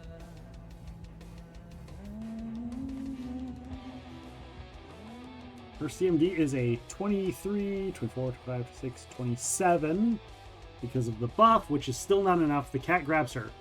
Okay. Alright, wait. So, Matt, Bryan, refresh my brain. In 3rd edition, when you grappled, you pulled them into your square. Is that what happens in Pathfinder? I think they just get pulled adjacent to him. Yeah, so like the So square next to. So the square next to. Okay. Yeah. So she's still going to be next to, but... Yep. Alright. So she gets moved next to him. Is grappled. At the beginning of the turn, if it's grappled, if they maintain the grapple, the cat gets a rake. Right now, does not. Just has the grapple. Other attacks don't land. Cat ends their turn. Cat makes a will save to not fall asleep. And is at a -4 because the cat has scent. Is this considered an enchantment spell or effect? It is, and the cat gets a +4 to that, so it is Yep. negated. So the cat is just at its normal roll, Plus the 3 from Rage Song. plus the 3 from Wage Song. So this +3. So 23, which beats the 21. The cat doesn't fall asleep. Awesome. Cat's like, meow. You know that I have a hold of it and then it moves again and it like grabs on harder. Vampire Lady drifts out of sight. Make a perception, Matt. I'm unconscious. You are unconscious. Drifts out of sight. I'm just gonna pull her off the map for now.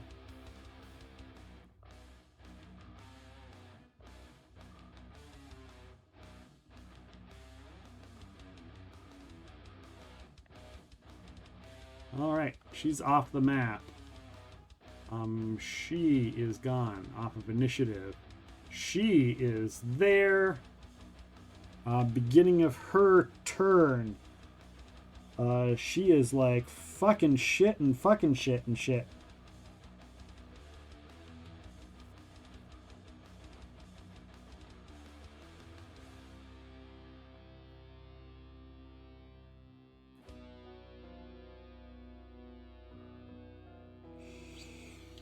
Oh, right.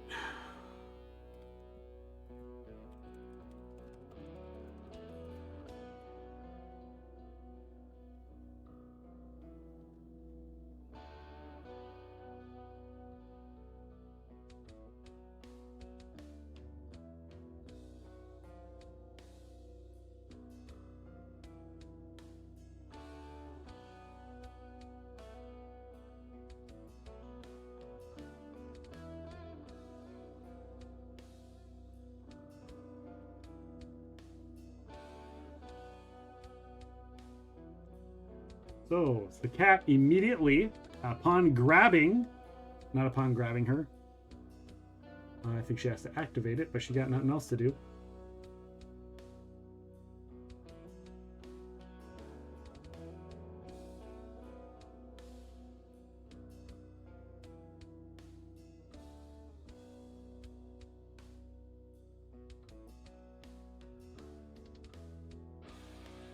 Nope, it just goes off when the cat grabs her.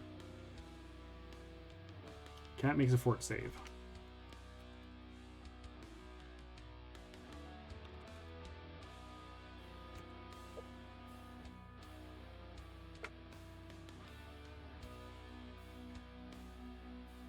Makes the saving throw.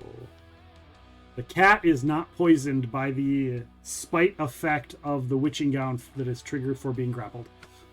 Nice. So that goes off. She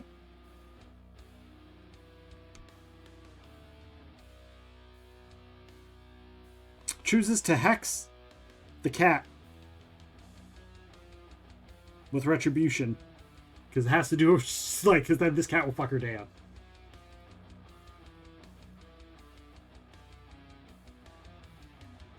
If I can find which page I have the retribution on. I have so many tabs open. Mm-hmm. Will save.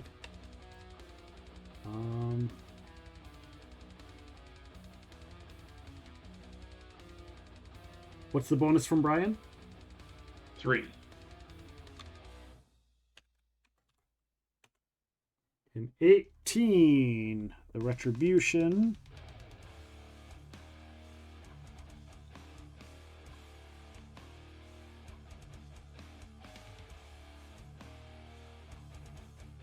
Where the fuck did they put the saves for retribution? Jesus. Should be the same as any of her other hexes. Yeah, they didn't put any of the hex. They didn't put the saving down and throws down for her hexes. I had to math it. I believe. Let me go. I have it mathed somewhere here. 10 plus half her level plus her int mod. Thank you. 16 plus.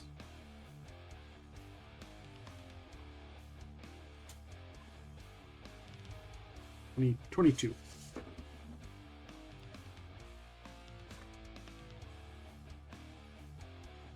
There we go. Just writing it down. Hey, Seven-Tail, how's it going? Who's winning? I think the old school 3 is winning, but it was close there for a bit. It was scary for a bit. I definitely think that using a third of your resources was hit, or what is it, 2/3 or 3/4 or whatever the fucking rule is. So she hexes. The cat fails the retribution. So the cat has been retributioned. So half the damage the cat does, the cat will take. So the cat is now playing with a spiky catnip ball. She can't really do a whole hell of a lot else. So Bryan, you are up.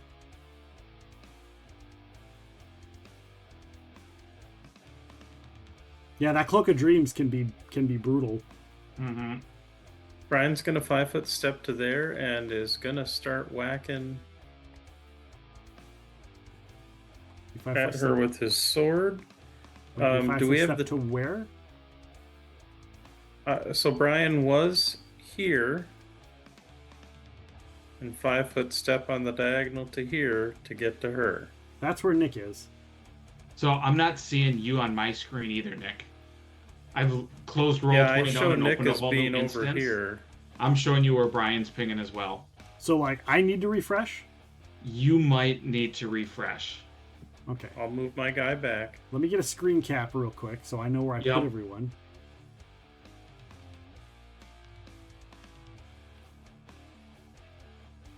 I'll get a So screen I did cap. check if Roll20's having any issues and nothing's reported. Yeah, So I have because, like, no if you look idea over what's on the going stream, you can see where they're at. I try not to look. Right. Well, there's no secrets on there. All the secrets have been... You guys found all the secrets, or at least learned everything that would be on the map, but... Alright, let me refresh here. And I appreciate that not looking. Sounds like it's been rough. Who could use the most help? Well, I think the combat's going to be over here pretty soon. They've got one bad guy left, and they're all mostly up. We're all dogpiling at this The point. cat, Nick, and Bryan are all there and up. And Bryan... Oh, that's weird that Nick is the only one in the wrong place.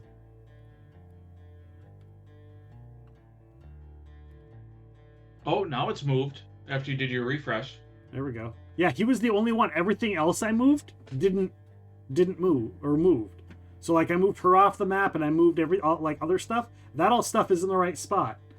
But Nick was the only one that wasn't in the right spot. So that's weird. So weird. He's currently unconscious. No, he's taking a nap. He fell asleep. The witch has a hex that if you're within, or it has an ability that if you're within 5 feet of him, in 5 feet of the witch, you fall asleep. At the beginning of your turn and the end of your turn. Pretty sure. The chat wants someone to draw a fame and fortune card. What? Matt needs some help, apparently. Time to derail the game. All right. I will shuffle thine cards, and Matt shall draw from thine deck. Shuffle and then just count down 5. I'll take the 5th card after you're done. You'll take the shuffling. 5th card. All right. Yep. He does have that going for him. 1, 2, Ha, ha, ha. 3, 4. This is 5.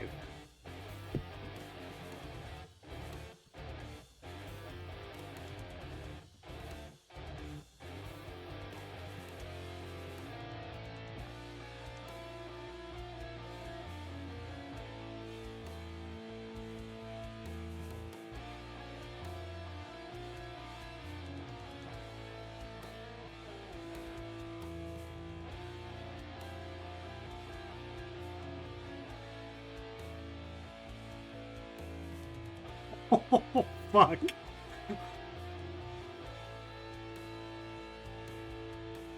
All right. I think we finally hit a card that is not neutral and not good for the players. It's not bad. We won't say it's bad. But in the moment,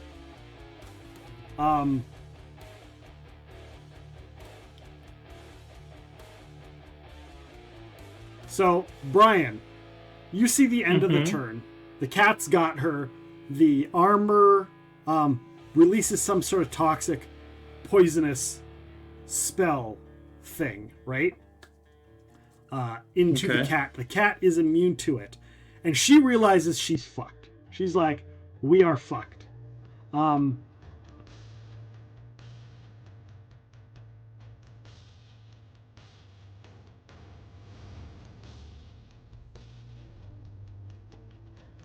And you hear her say the words, we are fucked.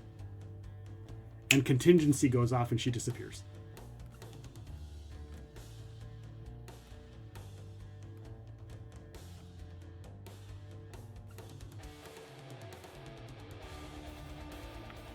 This is called the silver lining. You win the combat. However, the bad guy gets away.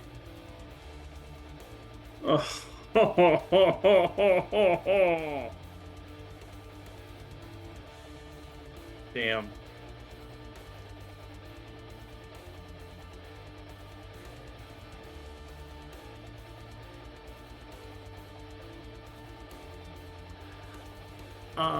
However, Okay.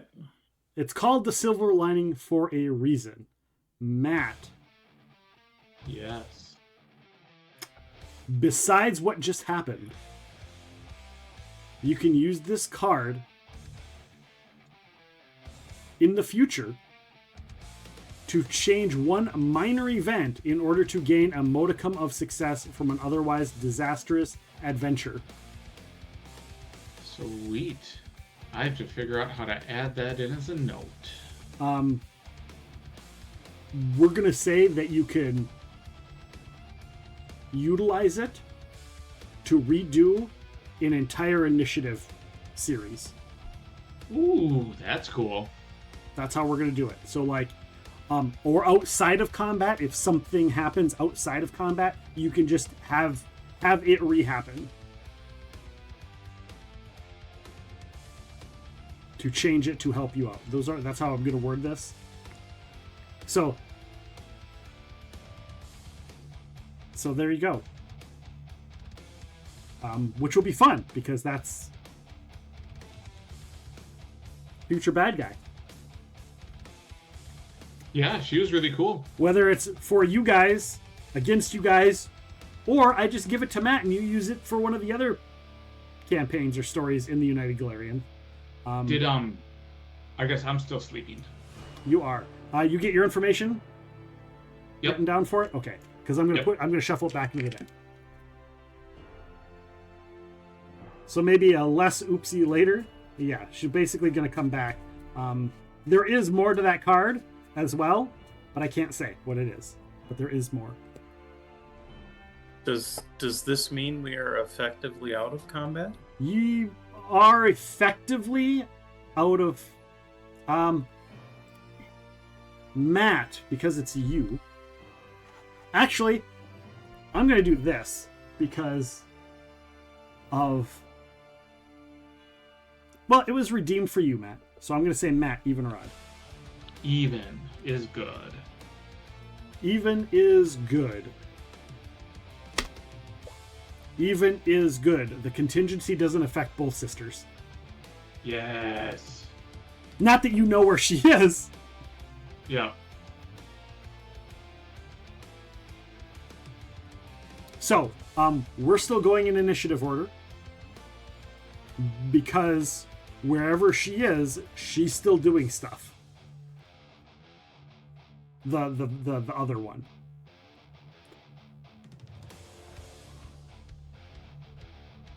So, Bryan. Mm-hmm. She poofs out of there. What do you do?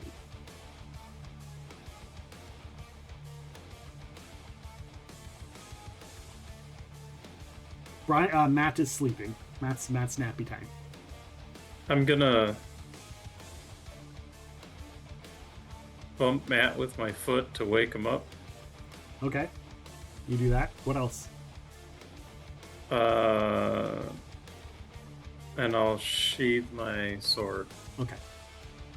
Anything else? The rage song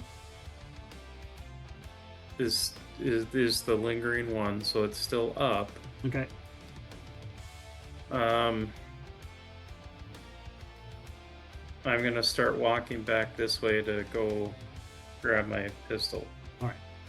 Matt, you wake up. I wake up. Is the bat gone? Yes, the bat is gone. Okay. Is the mess of spiders gone? The mess of spiders after it screamed dispersed. Okay.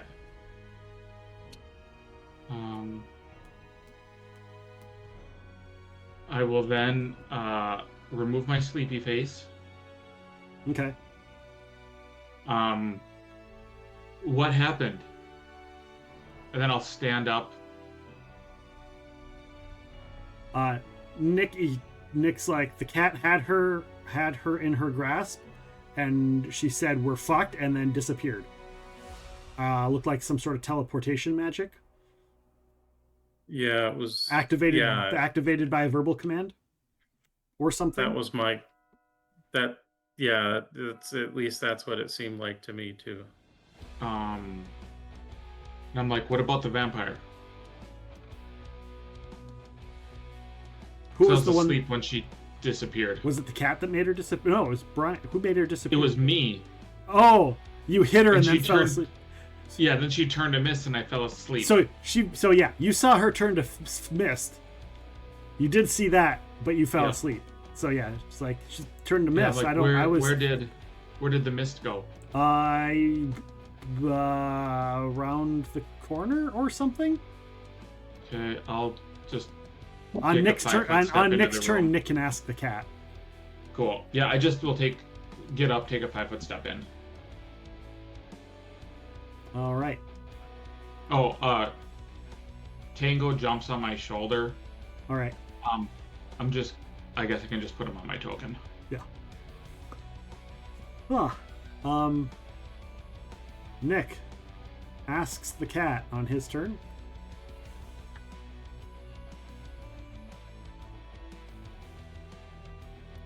Tried to hit her, missed. Ba-dum-bum.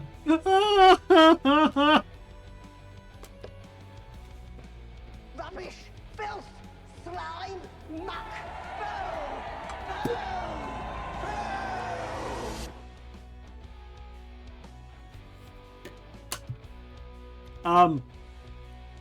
Nick looks at you, and we're gonna say that's Nick and the cat. So I got that. Nick goes, looks like the mist went into the closet right there next to you.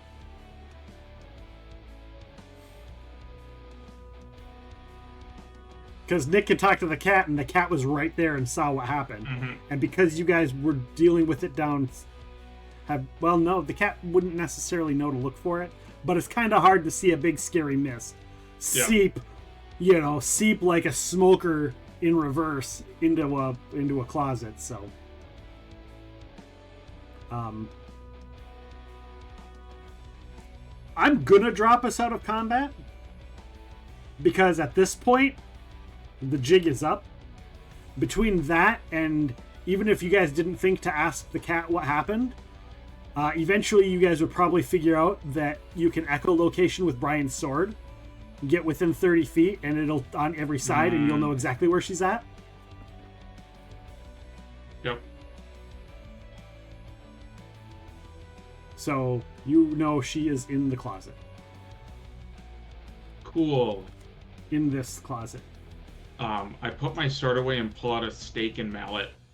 All right, Bryan, you were going over to the lady. You hear them discuss where the vampire went. Oh, you are muted, Bryan. No, I had started to go back to pick up my pistol. Okay. So if it's the next, I know you said we're out of combat, but basically I would have gone over here to pick it up and then headed back your way. Sounds good. You can just put yourself back. I'm assuming we'd wait for Bryan, right? Yeah. Okay. Because Bryan is gonna point his pistol at the lady vampire and All right. intends to Um, shoot her a lot if she moves. And I apologize, I have to step away for a moment. My dog is giving me... Yeah, dog's like, I want to go outside again. All right, so we're gonna make it pretty quick and easy. So you open up the closet doors, and inside the closet, you see upright, secured inside the closet is a coffin, which you still have to open. Okay. Which is easy because it's upright. You open the coffin, and yeah, you see her right there, all pale. She hasn't recovered enough hit points to be conscious yet, because it's only been around. And her familiar isn't there cackling her to heal her. Take time. So I'm assuming you kill her. Yes. No rolls, no nothing. You stake her and she dies. All the horror screams in the world, the reverse inhale record scratch sound, as she shrivels up and turns to dust.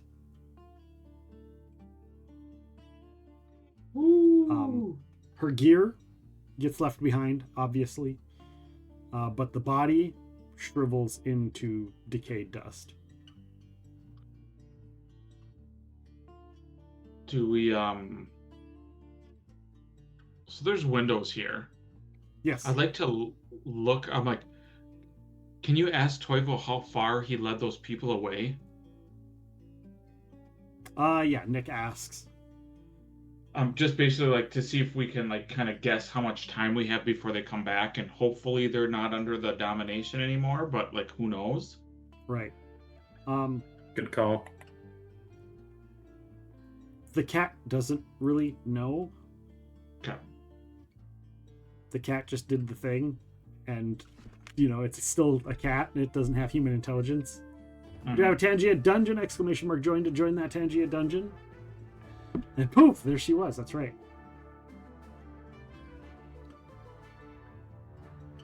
So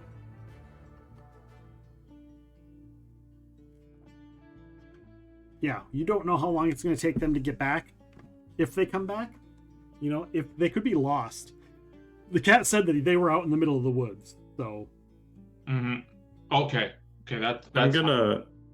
I'll start looting the soldiers' minions' bodies. okay. So the soldier minion, the main soldier minion,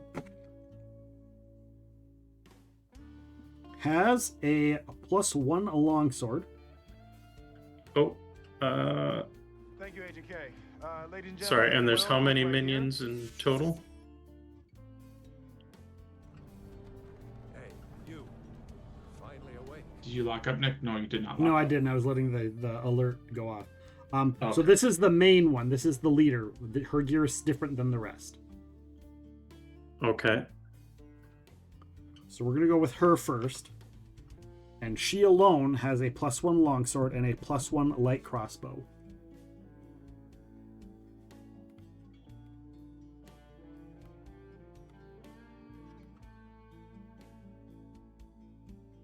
Okay.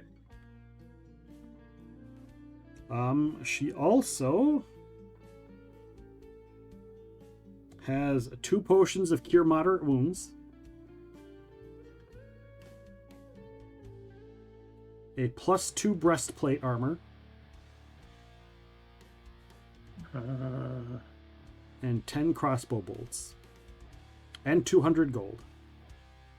Breastplate +2.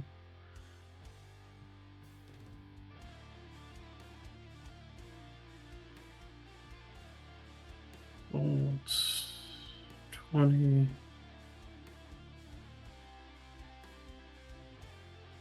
And 200 GP. Okay. The others all have masterwork of the same gear. And there were 4 others. There was 4 of them. Yeah.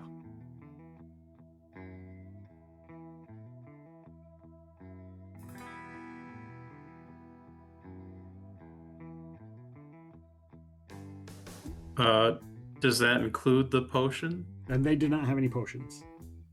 Okay. But like masterwork, longsword, light crossbow, breastplate. Correct.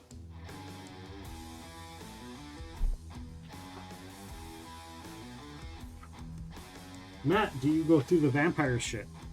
Yes. All right. Did they also have 200 gold? Sorry, or were they No, they did not have any gold. no gold? Okay, No gold. got it. You see.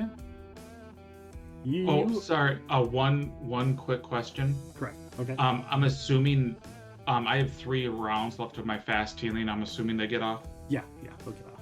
Okay. You vampire Matt- shit. That's true. I'm just noting the gear in the group sheet if you. Cool. Yeah, sounds good. Are you gonna put the vampire stuff in there too? Yep. Okay. She has 4 vials. They are all labeled. They say blood brew elixir. Blood brew. Correct.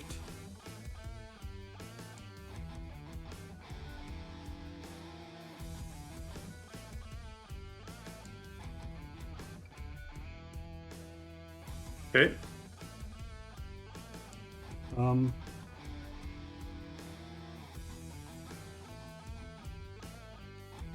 You see 2 gems. They don't look like real gemstones. One is like a brownish green color.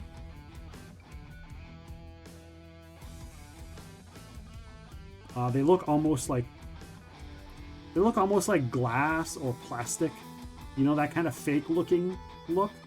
But they're definitely but they are definitely some sort of gemstone, but they don't look like they were shaped by the earth. It's very obvious of that. And one of them is like a brown with green hues, and the other one is like an orange and red, like sparkly, like three-dimensional, like hued colors. Okay.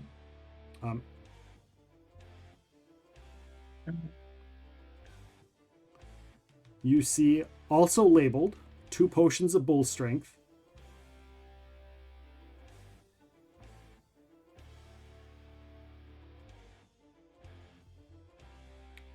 2 potions of eagle splendor,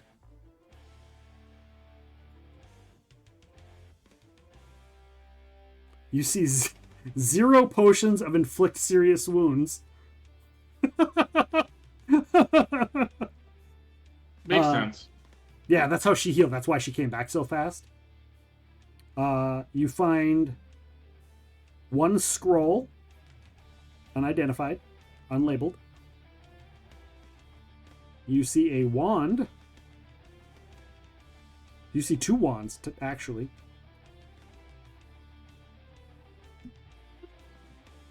And a staff.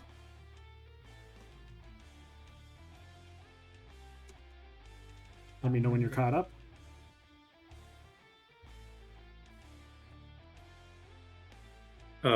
Yep. You find a headband.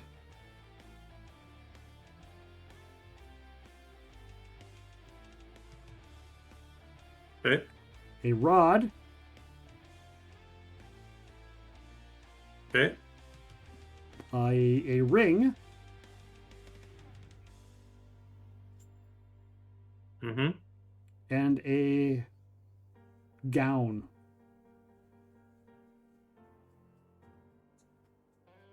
They're all obviously masterwork, probably magical. Yeah, I do have detect magic that I'll cast and like point out what's magical and what's not. Okay. Those are all things that are actually magical. Okay. And spell components.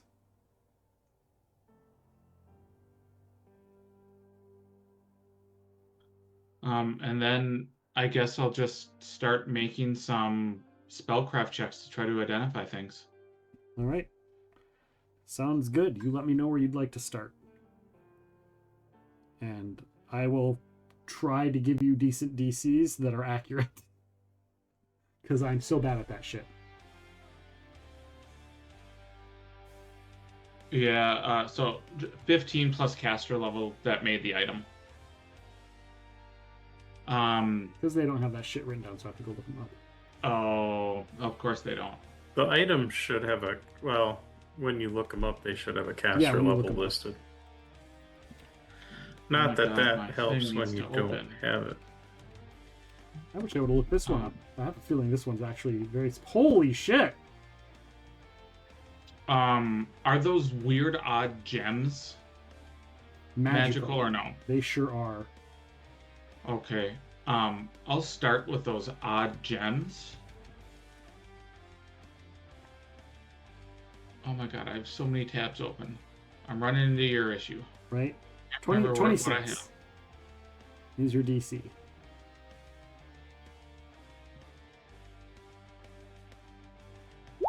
First gem of 23. It is an elemental gem.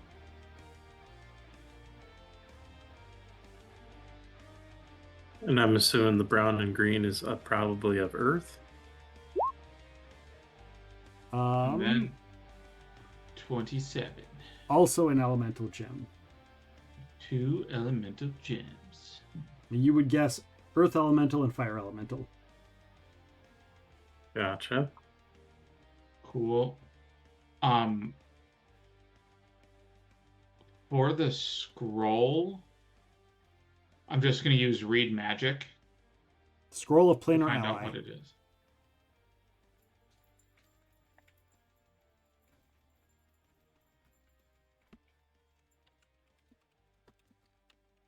Gotcha.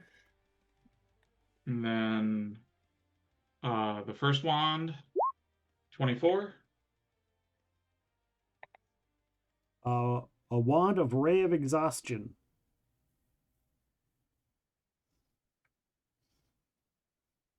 Do we know roughly how many charges? 22.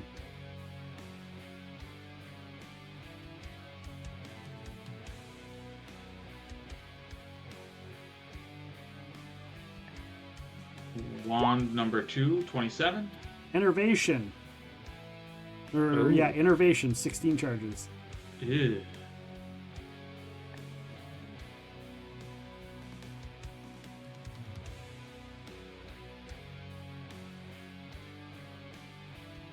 Damn. Staff, I'm afraid this one's going to be tough. 26.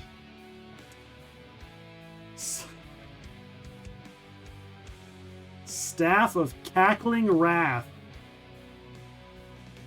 What the AF is that? Yeah, it's badass. I should have used it on you, but I totally forgot she had it. Headband, 28. I have rolled so many 11s. Intelligence +4. Keyed to history and religion.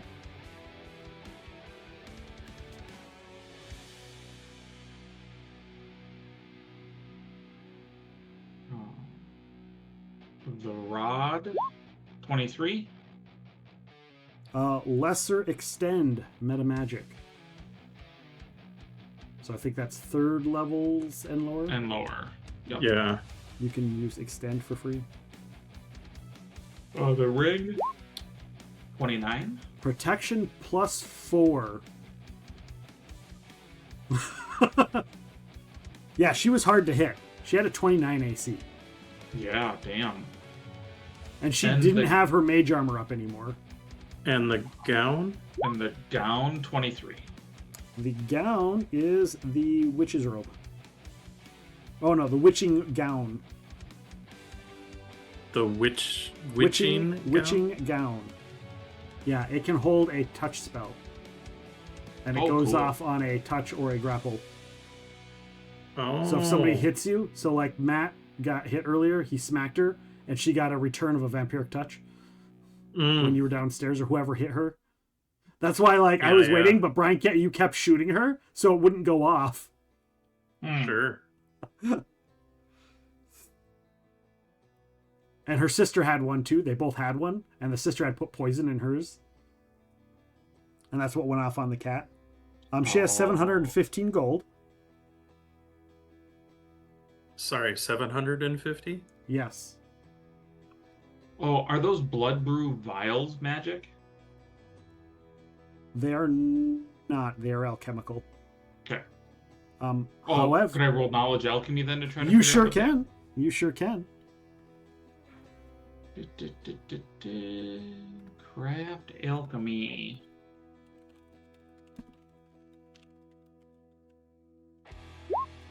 $16. I'm gonna spend an inspiration point. Yeah. 18. F it. I'll spend a mythic point as well. 20. So here's the thing. The DC isn't hard because of what it is. It's hard because of its rarity. Oh.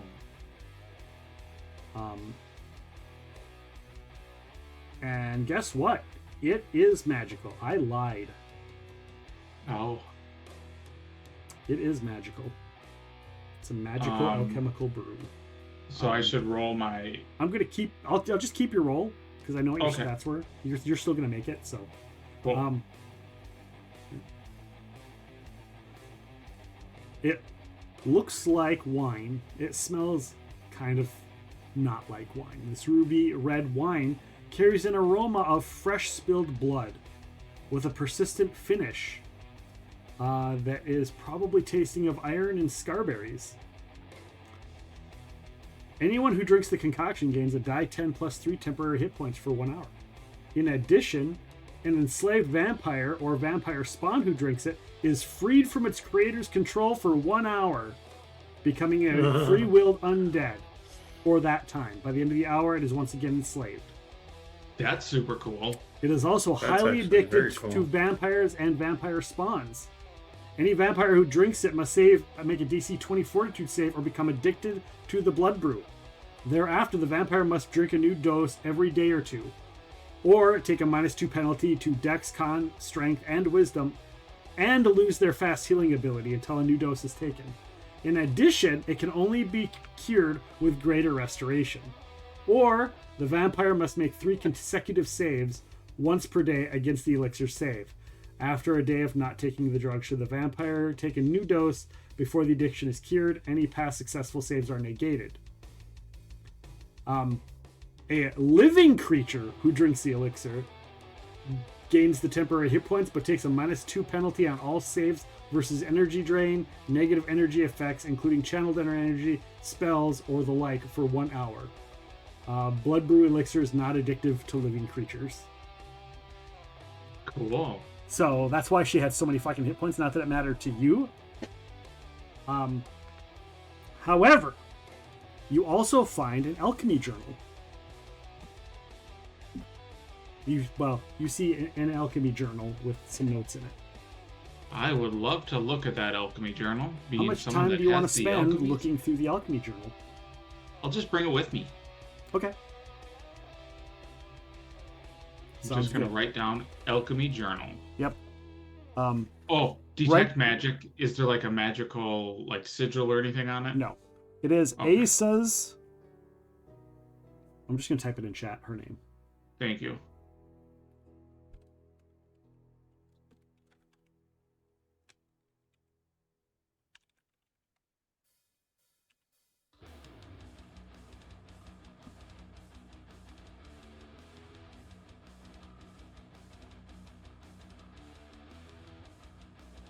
I'm going to put this on there more for my remembrance, not yours. It holds partial notes for something, which eventually Sure. you'll learn, but that way when you write it down, you'll also have it, so you'd be like, yeah, I had partial notes.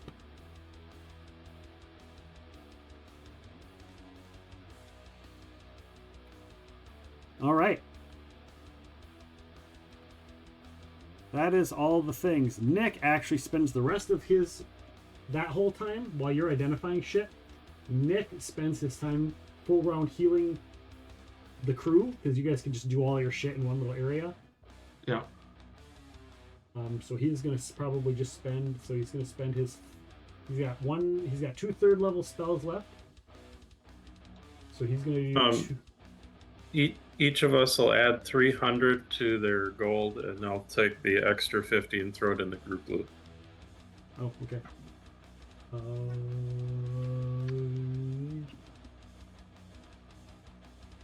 Just to make it easy to. All right. So I'm just gonna roll all of the healing that Nick has. Yeah.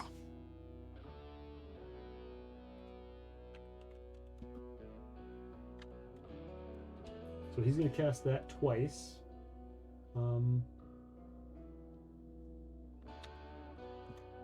So 37.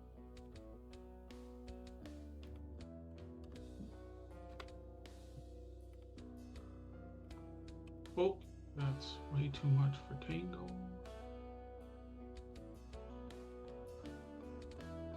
I forgot to give Toivo his hit points back after he was Cone of Colded when he had his reroll. And that gets Nick close enough that he's not going to burn more spells. That's his 2 3rd level spells. So he's maxed out on his 3rd, and he'll just save because you guys got the rest of this building to go.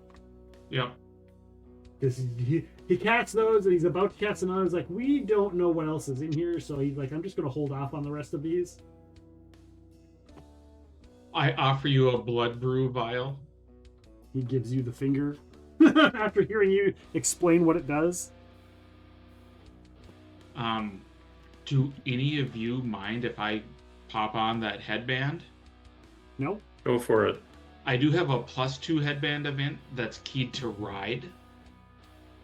Because I got a headband of ride, and he don't care. If any of you would want that. I've got the charisma headband. I don't really.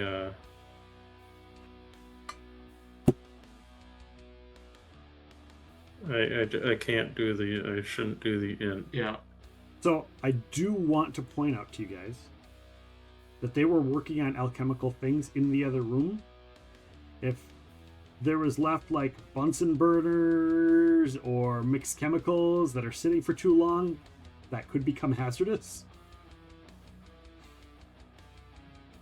You probably don't want to burn the entire abbey down. Yeah. Can I try to like neutralize what they were working on? Well, you have to go in the room first. Okay.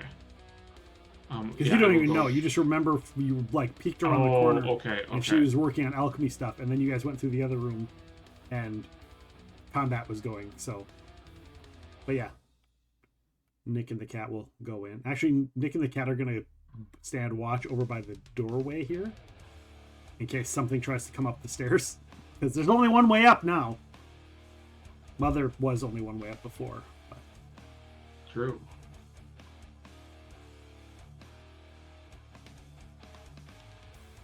Yeah, I will go into the alchemy. All right. Room.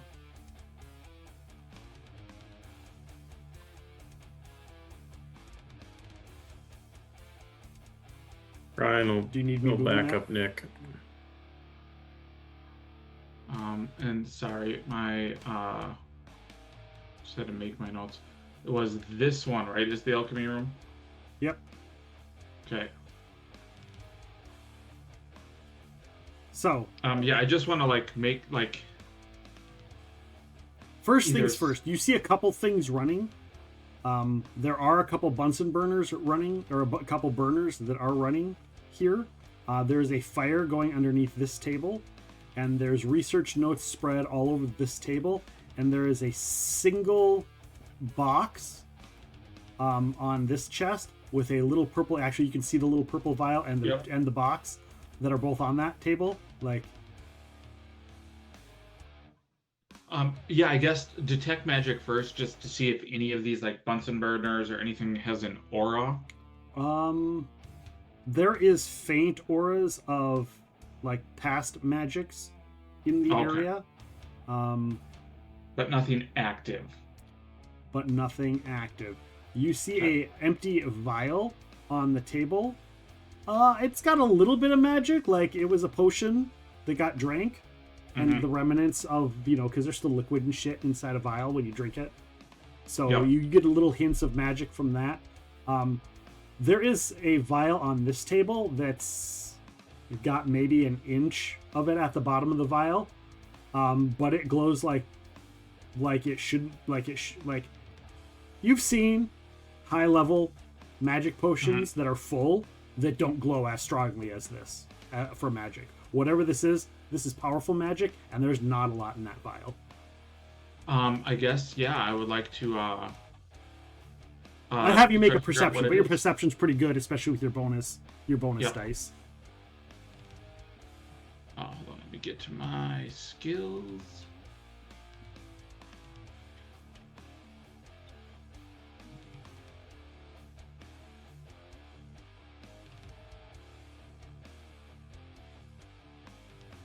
$36. For what? Perception. Oh, yeah. So you totally see it. Oh, okay. Like a sore thumb. You see that. You see a bunch of stuff. You see notes here. You actually see this journal looks a lot like the journal you swiped from the girl. So there's a good chance that this is her sister's journal. Because combat started. She wasn't able to, grab it. She was working. So her journal got left behind. Her alchemy journal is still sitting here. Nice.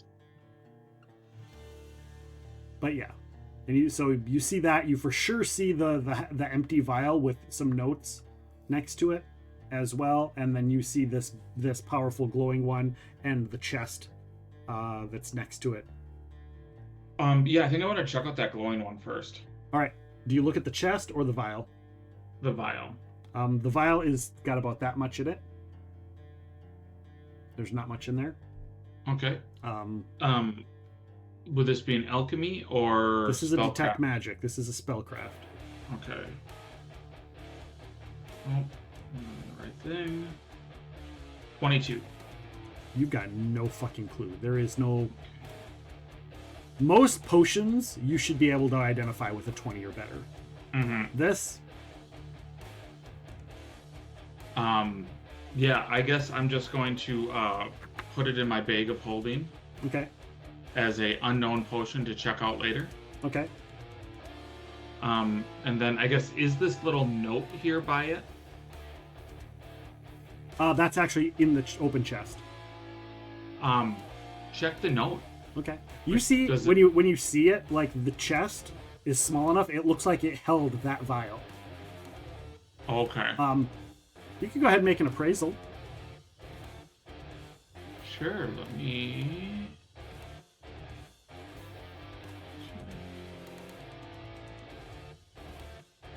$26.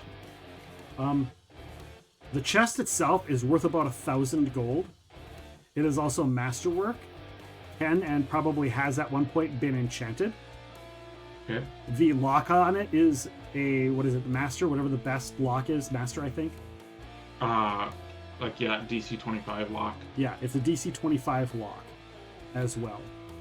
It is made out of platinum and gilded gold with reinforced metals to keep it extra strong. And it is designed not only to hold the vial, but to make sure that the vial can't be damaged if thrown, chucked, dropped, kicked, or fireballed. Okay. Chest with very magic potion. Yeah, I'll just close up that chest. Okay. And whatever was on it is gone. Whatever enchantments or whatever on it are gone.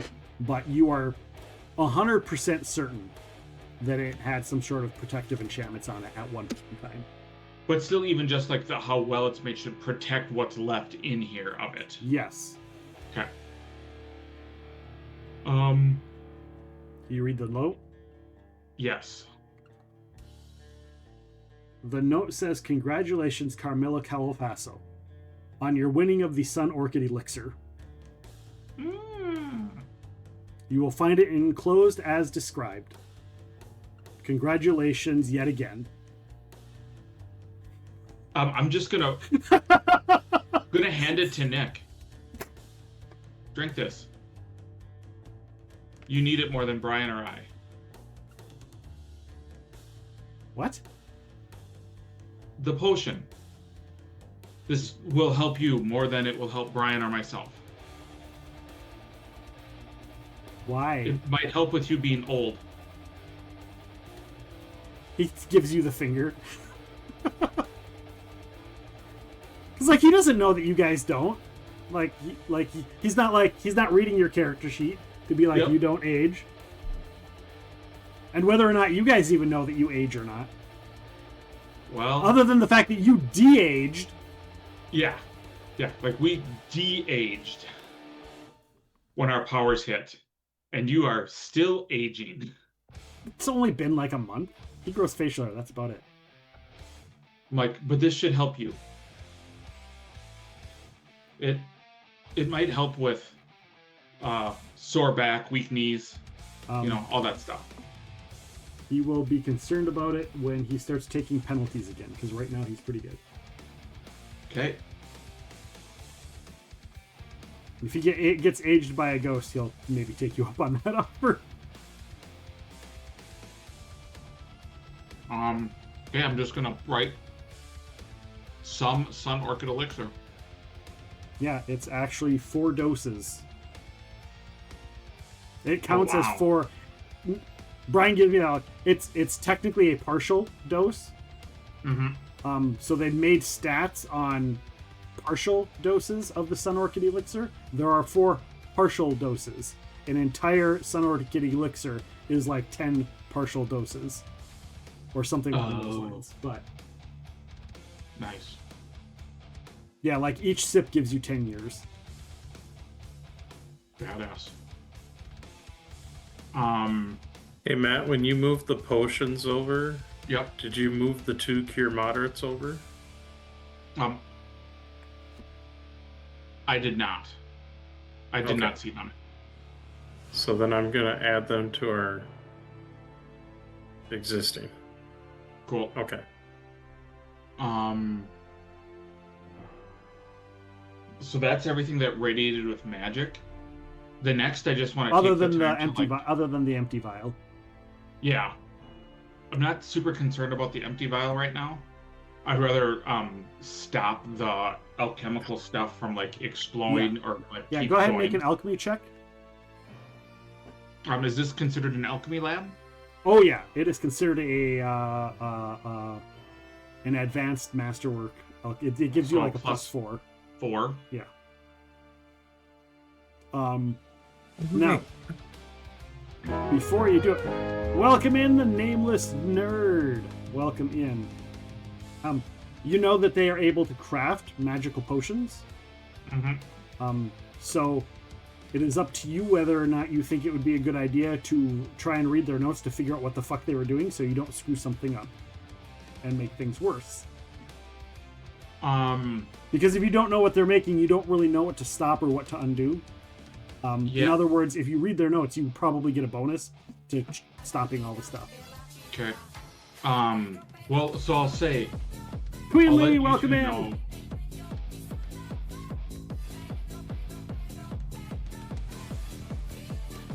That's my buddy. Awesome. Well, thank you, Vextus, for suggesting it to a friend. Welcome in. Welcome. Thank you, Queen Lee, for the Pedro. I hope you're doing well. Long time no see. Hope things have been going all right for you.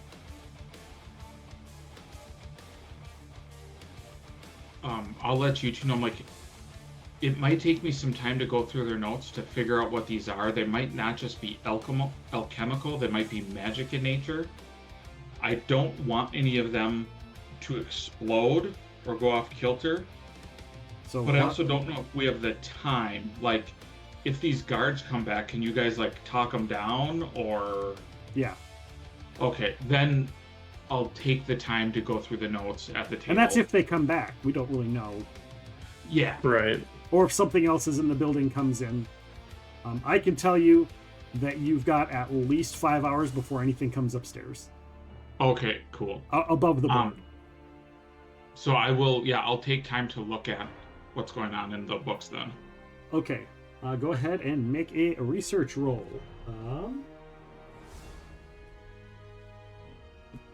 We're going to you can use your alchemy, you can use your arcana, or you can use religion. Well, my religion is now really good because of that headband. There you go. Does that take 24 hours to attune? Oh, you are correct. So I will then use Arcana, Okay. which glad you're is doing just good, one Queen. less. All right. You're using what again? Did you say Arcana? Arcana. Okay. Because with my Arcana, I get my D6 for free. With Yeah. my Alchemy, I don't. 35. And what would you possibly have gotten if that was your roll for alchemy? It would have been 27. Okay, so about the same. It would have been about the same because the DCs were different depending on which skill you used. Oh, nice. So it would have been about the same results for you. Oh, sorry. Would have been 4 less, so it would have been a 31. The alchemy would have been? Or your roll that is a 35 is a 31?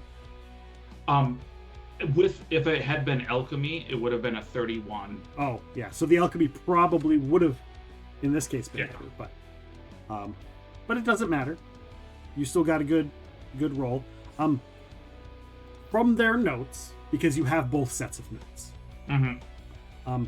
you realize that they were researching information on their own accord because they feel it would be better served if they could create a new potion that replicates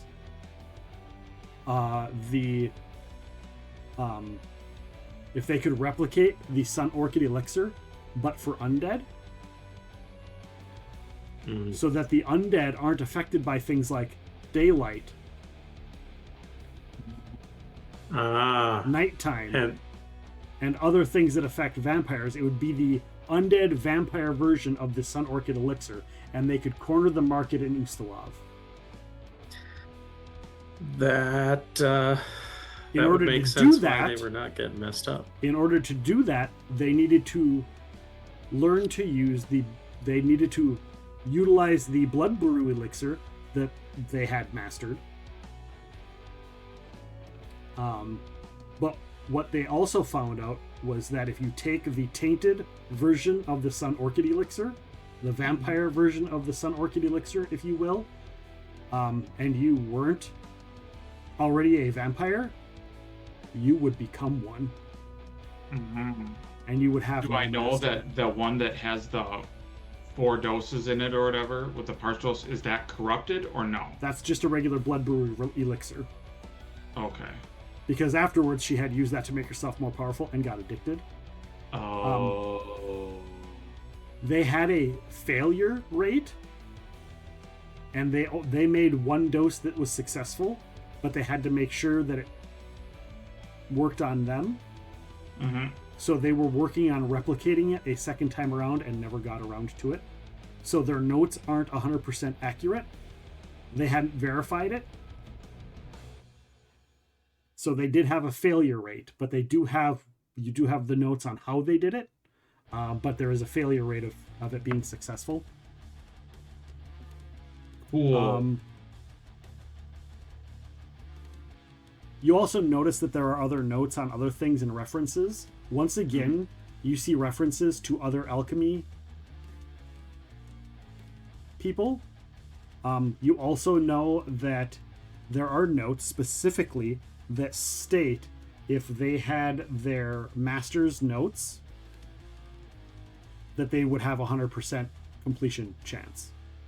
Like they would have finalized the formula to be perfect, but they didn't have her notes. They thought they did when they killed her, or when she got killed. And that's why they were trying to bring her back. That's why they were trying to bring her back, or find her stuff. Because and is that what we found on her skull then? Was those other notes? Cool. I'm gonna look at you two and go. Or some of that is those notes. Yeah. I'm like, so do you think undead should be able to have magic that lets them bypass all of the things that like help humanity defeat them? And here's the thing, like, unless you have to be a really good alchemist, like even if these get into the hands of the wrong person, they don't have enough information to do it. But there are good alchemists out there. That would also try to corner the market. There are good alchemists out there that would try and change it for something even better. Yeah. You know, you can go ahead and roll. Your alchemy is, what's your alchemy at? Your alchemy is 11. You can go ahead and make a roll.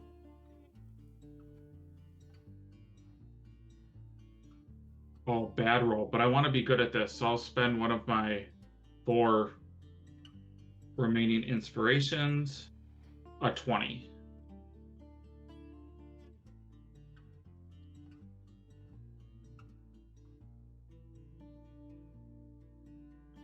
Oh, did you roll physical dice? Nope, they're in the chat. I rolled a 17 and then a 3 on my inspiration. Gotcha. Would you like to spend any mythic points? Sure, I have one left.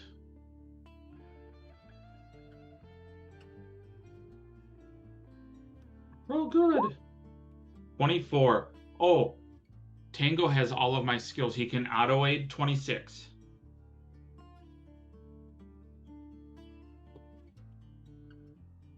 Chat has redeemed a dice reroll. Woo! Roll better than a 6. That's much better than a 6. I mean, So you rolled a that's 6, 20... but... Oh no, that's the exact same thing. Exact same thing that I had before. Yeah. Yeah. So 26 is as good as I get. So here's the thing. If somebody wants to do it, they need all the notes. They have to be good. Like, they have to be really good. Plus, they need the Sun Orchid Elixir. Chances are impossible. Another thing you're thinking is a good alchemist could use it to do the opposite. Oh, like make like a positoxin that could F them up more? That could fuck their day up. Like a instant vampire death thing. Okay, well, Or maybe even any other undead. Like a lich bomb or something. Interesting. So I will. Okay, so I'll say we could keep these, but I think each of us should carry. Like one of us has like the drawings of the notes up from the skull. Yep. And then I think like one of us, if we have that, one of us should keep one of these books, and the other one of us should keep this other book. And the notes from the table downstairs, which you didn't think about. Like there's that to as well. keep them. But yeah, like I want to keep them separate. Raid! Iron Lord coming in with a raid party of 5. How you doing, Iron Lord? How was your day? How was your stream? How is everything? How have you been? How was New World? Hope the role-playing is going well, my friend. Gonna drop some love here while I relax a bit. Yeah, relax. Take care of yourself, Iron Lord. I hope all is going well. I hope you're doing well, taking care. I hope all of the work on the Riftopia is going well as well. I haven't heard a whole hell of a lot lately. Hopefully that work is going well. Guys, if you don't and haven't, go and check out Iron Lord. Used to be a big Stream Raiders person, one of the really premier PvP, if you guys remember way back in the day when I was doing those. Still streaming. Iron Lord's still out there. Go and check out, hang out with the one, the only Iron Lord. Thank you everybody for coming on in. Thank you Iron Lord for the raid. We're just doing some tabletop role playing. We're going over an aftermath of combat right now with a vampire and her witch sister in the alchemy lab. It was about as comfortable as it could be. Fell yesterday and having some spinal. Oh, I'm sorry. Yeah, take a good one. We're doing Pathfinder First Edition right now. Pathfinder First Edition is the system we are running. So yeah, Matt, you also remember that you had those notes from downstairs when you actually found out about the skull.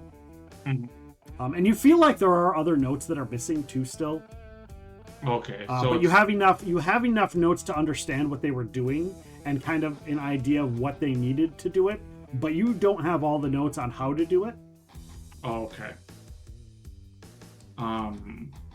Then yeah, I still think each of us should take part of it. Yeah. Because it's terrifying. Nick's just gonna take the elixir because you already told him to take the elixir, so he's just gonna take it. Good. And then knowing what's in here, can I then kind of start shutting down? Yeah, so you realize they were working on more actual blood brew elixirs. And doing the actual blood brew elixirs is what they're cooking up. You haven't done Pathfinder 1 in years. I'll leave it up and running while I lurk. I always appreciate some role-playing games. Well, thank you. I appreciate you anyhow. I had you up earlier until I rebooted my computer, so then I've been having issues with my some of my stuff when I'm running too many lurkies in the background, but so yeah, you shut down the blood brew elixirs that they got going. You realize that the blood brew elixirs, they take actual blood. You do have the full recipe for the blood brew elixir, so if you have craft potions, you could make one. But yeah, the blood brew elixir itself, it's a distillation, a breaking down of actual blood, and it's like a 5-to-1. So if you get a vial like this, because it's not like the little thin vials. It's like a, It's like a round. fifth. Yeah, it's like a Red Bull canister Okay. size, and times that by 5, and that's how much blood they need for it. A lot. So you need a shit ton. Yeah, you need like a gallon of blood to make a vial. Oof. And she Okay. had 4 on her, and she's probably been drinking. Like, they've been here for months. So she's just been using the people to get the blood needed to make them to. You're not quite sure, because you'd need some way of getting a lot of blood. Mhm. Okay. Not to mention the amount of blood she needs, just that she would need to survive.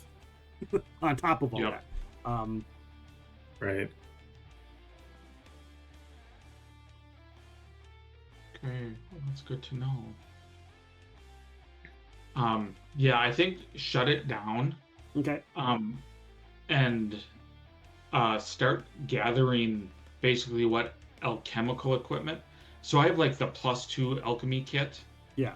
I want to basically gather up what I don't have, so my kit's now like the +4. How do you have it stored? Because you do have.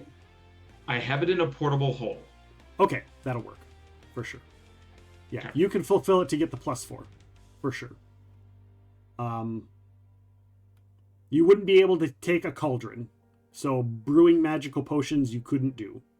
And I still can't because I don't have any of those feats. Yeah, you don't have the stuff for that, but this kit counts for potion making, so you would get that +4 for potion making sweet. as well. Okay. And the cauldron is part of the set, so you'd have to get a specialty cauldron for your set if you'd ever did unlock it, and probably get a bigger portable hole, because obviously you can see what size this is, and your Yeah. portable hole doesn't really. It's almost that size, but yeah. Cool. I think that's just considered normal gear.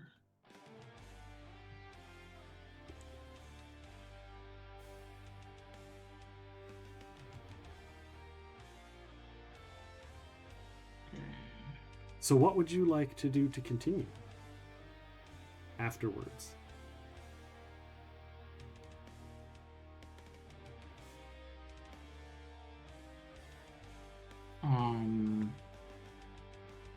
Like, do you guys have any plans? Are you going to continue to search up here? Are you going to go back downstairs and finish down there? Like, yeah, I think we should. I mean, finish searching. didn't- Because I don't think we've been everywhere. Like, I think we Right. should try to find these golems so they're not like running amok.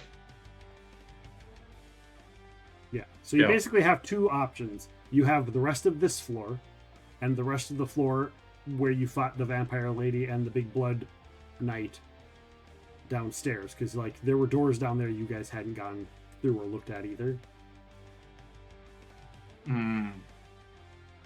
So basically you search the main floor, you search the middle of the sandwich, but the top and the bottom of the sandwich you haven't finished, because you were still downstairs and you're like, we got to stop that vampire, and then you chased her up here. Yeah. Right. So there's rooms in both, and like some of them you haven't really searched up here either. And then of course Yeah, there's I still think- further up as well, but unless you're gonna fly up there, kind of hard to get up there. Yeah, I think we should just start by searching this floor we're on and then work our way down. Okay. Oh, you know what? Hey Brian, do you have that list of gear? Yes. You want to remove 2 of those masterwork breastplates? And Yes. Probably the masterwork crossbows. I'm going to say that So- those didn't survive the falling of the bell and the crushing of the people. So 2 of the Hmm. breastplates and 2 of the crossbows. And 2 of the longswords? Just the crossbows and the breastplates. Okay. We'll say the rest. Longswords probably survive. Let's see. So that would be 6. But I'm guessing those would be dented. Like a make hole would work to fix them, but they're masterwork. It's not, you know. Yeah.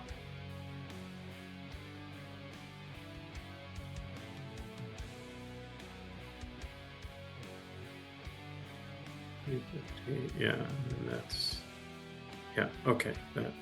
Okay, I got that updated. Okay.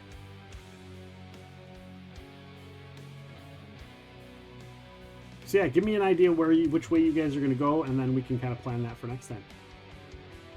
Yeah. I think Matt's idea is a good idea to finish up here, and then go down. I can even try to fly up into the belfry to. Yeah, because you can get up there, Bryan. All right. And then just to see, although to be honest, there's not a whole lot in the belfry considering that the bell fell down and went boom. There's nothing in the belfry other than a spider swarm. Squishy. That's actually where the nest is, above the bell, is where the spiders have been nesting. Because they're the only ones that can get up there and nothing else can get to them. So it's the safest place for them. That makes sense, yeah. Because of the way this upper floor kind of is, I'm just going to kind of narrate it for you. Sure. Yeah. So what I'm going to do is I'm going to move layers here.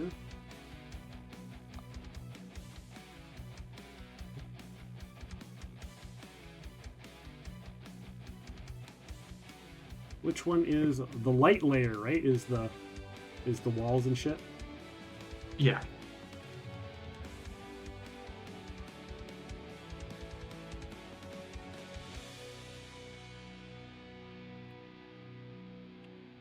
Oh, son of a bitch. But like you might have to like highlight them all and remove them. Yeah, that's what I was going to do. Okay. There they are. All right, so I'm going to go back to the token layer and I'm going to start pinging because some of the rooms are really... so these are soldiers' barracks in this room. Okay. There's nothing in there. A lot of the rooms don't have anything. This is... I don't remember. Did you guys destroy this coffin? Or were you about to and never got to it? I did destroy it. Okay. This is another bedroom. Roll perception checks. Quick.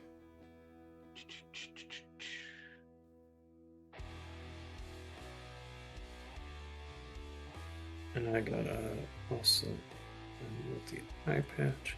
Nice.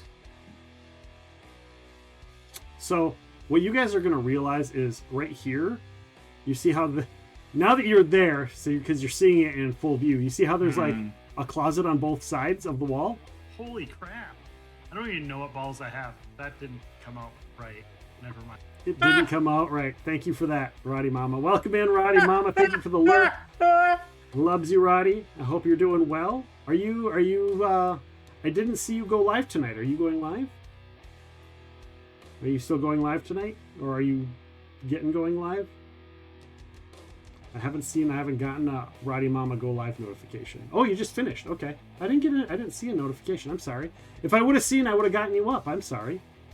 Well, I would have gotten you up. I try to always get you up on Wednesdays when we're streaming.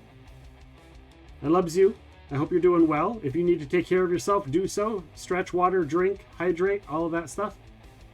Oh, right. You're going to TwitchCon. Have so much fun at TwitchCon. I hope you have a blasty blast. Stay safe. Stay somewhat as sober as you should be to make good decisions. No headbutting doors, okay?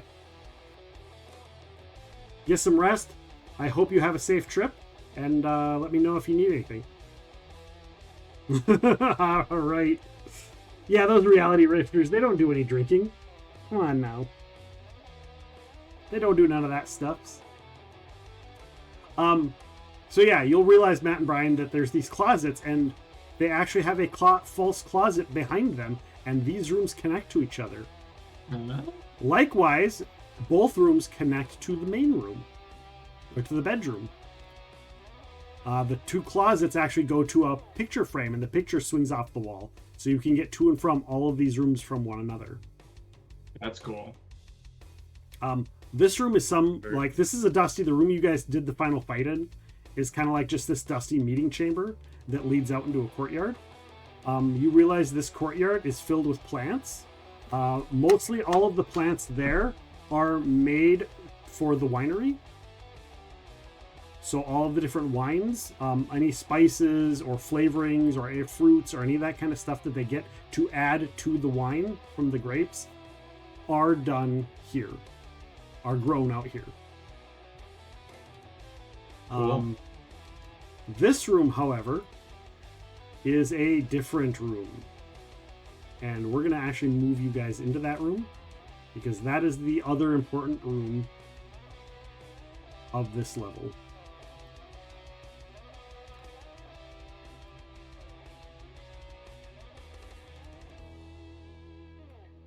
So this looks like a library and research room.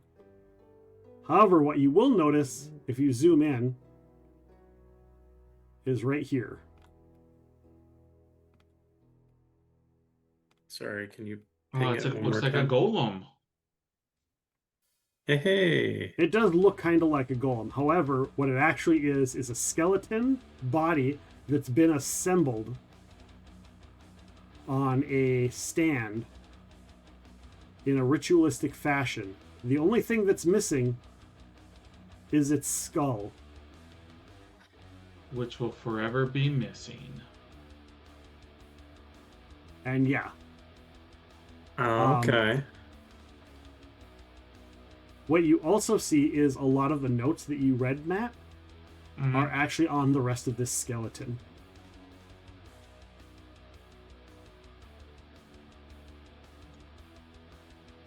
Ooh. Do rubbings. And you have the notes because they had the notes. So the Oh, books. so they're already. The books have the notes because Oh, they okay. already have these. Okay. They didn't have the skull, so they didn't have the notes from the skull. However, you can go over the notes and compare them to what's in the book if you'd like. I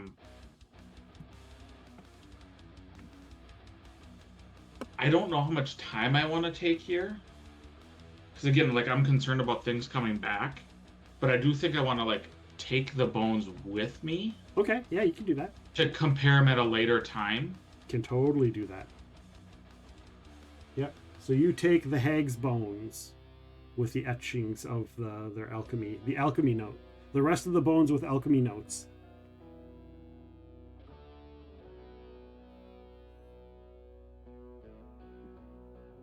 Good. Yes. Yes. Bwah!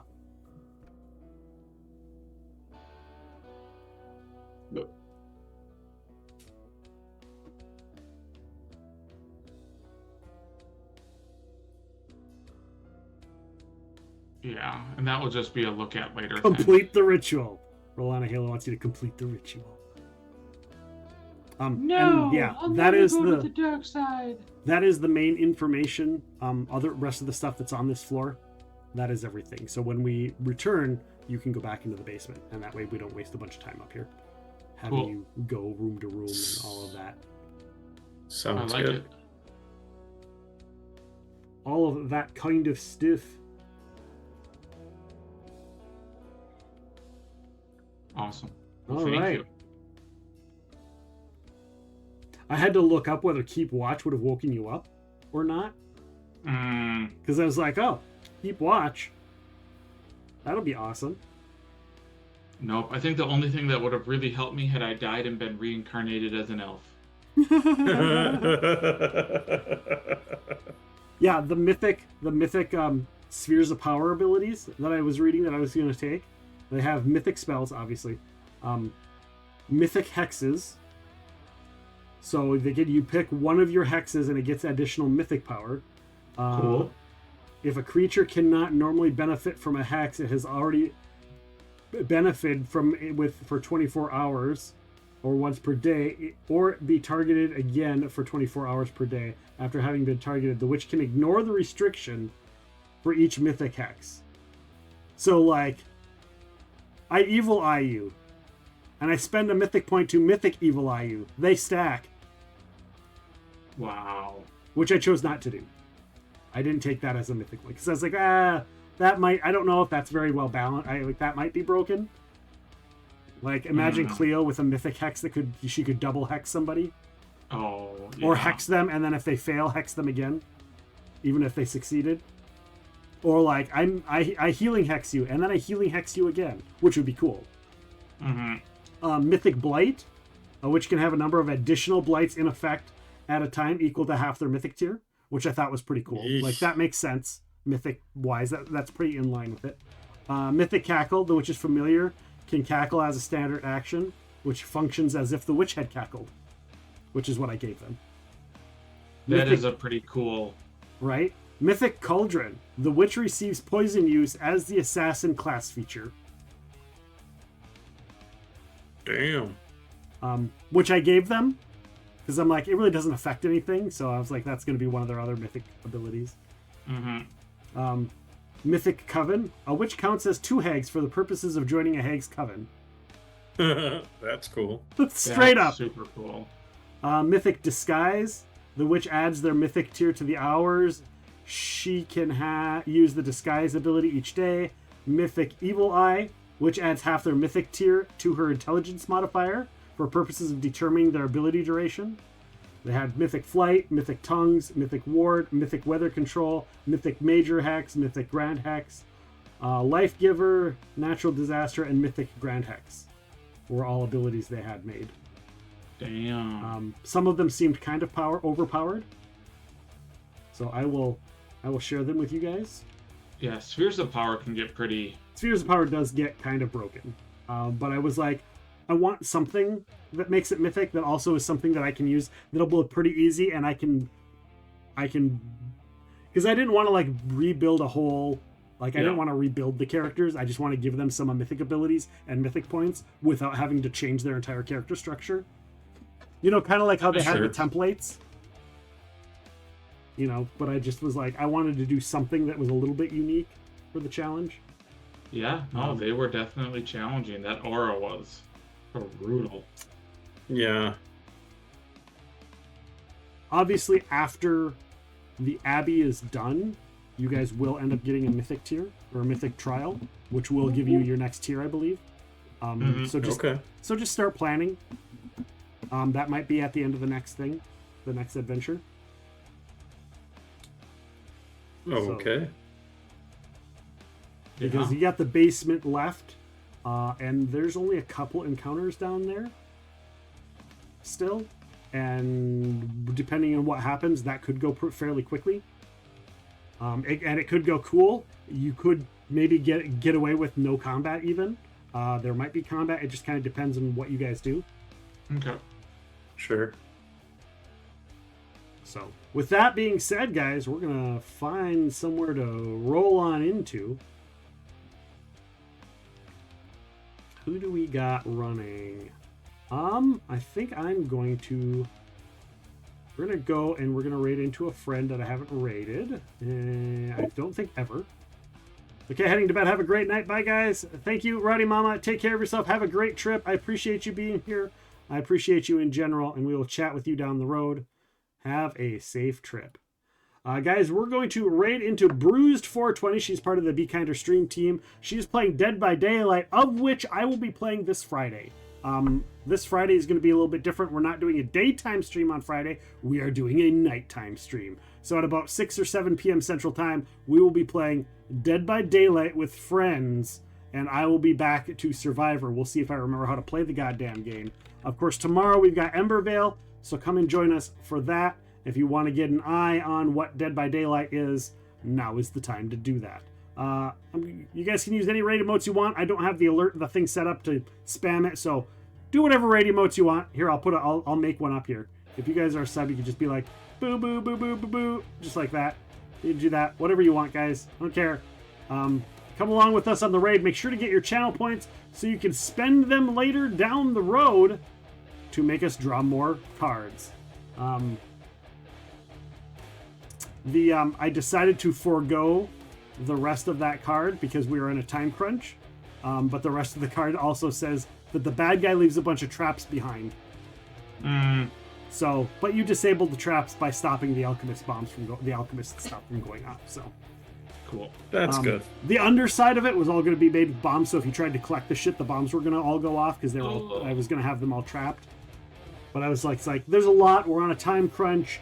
You made the best effort to make sure to get rid of all the stuff. Yeah. So, Well, thank you. That's so fair. there we go.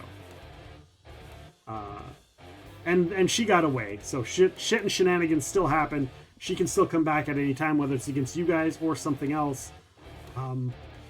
We will know down the road. So thank you guys. Take care. Good night, and we'll see you down the road.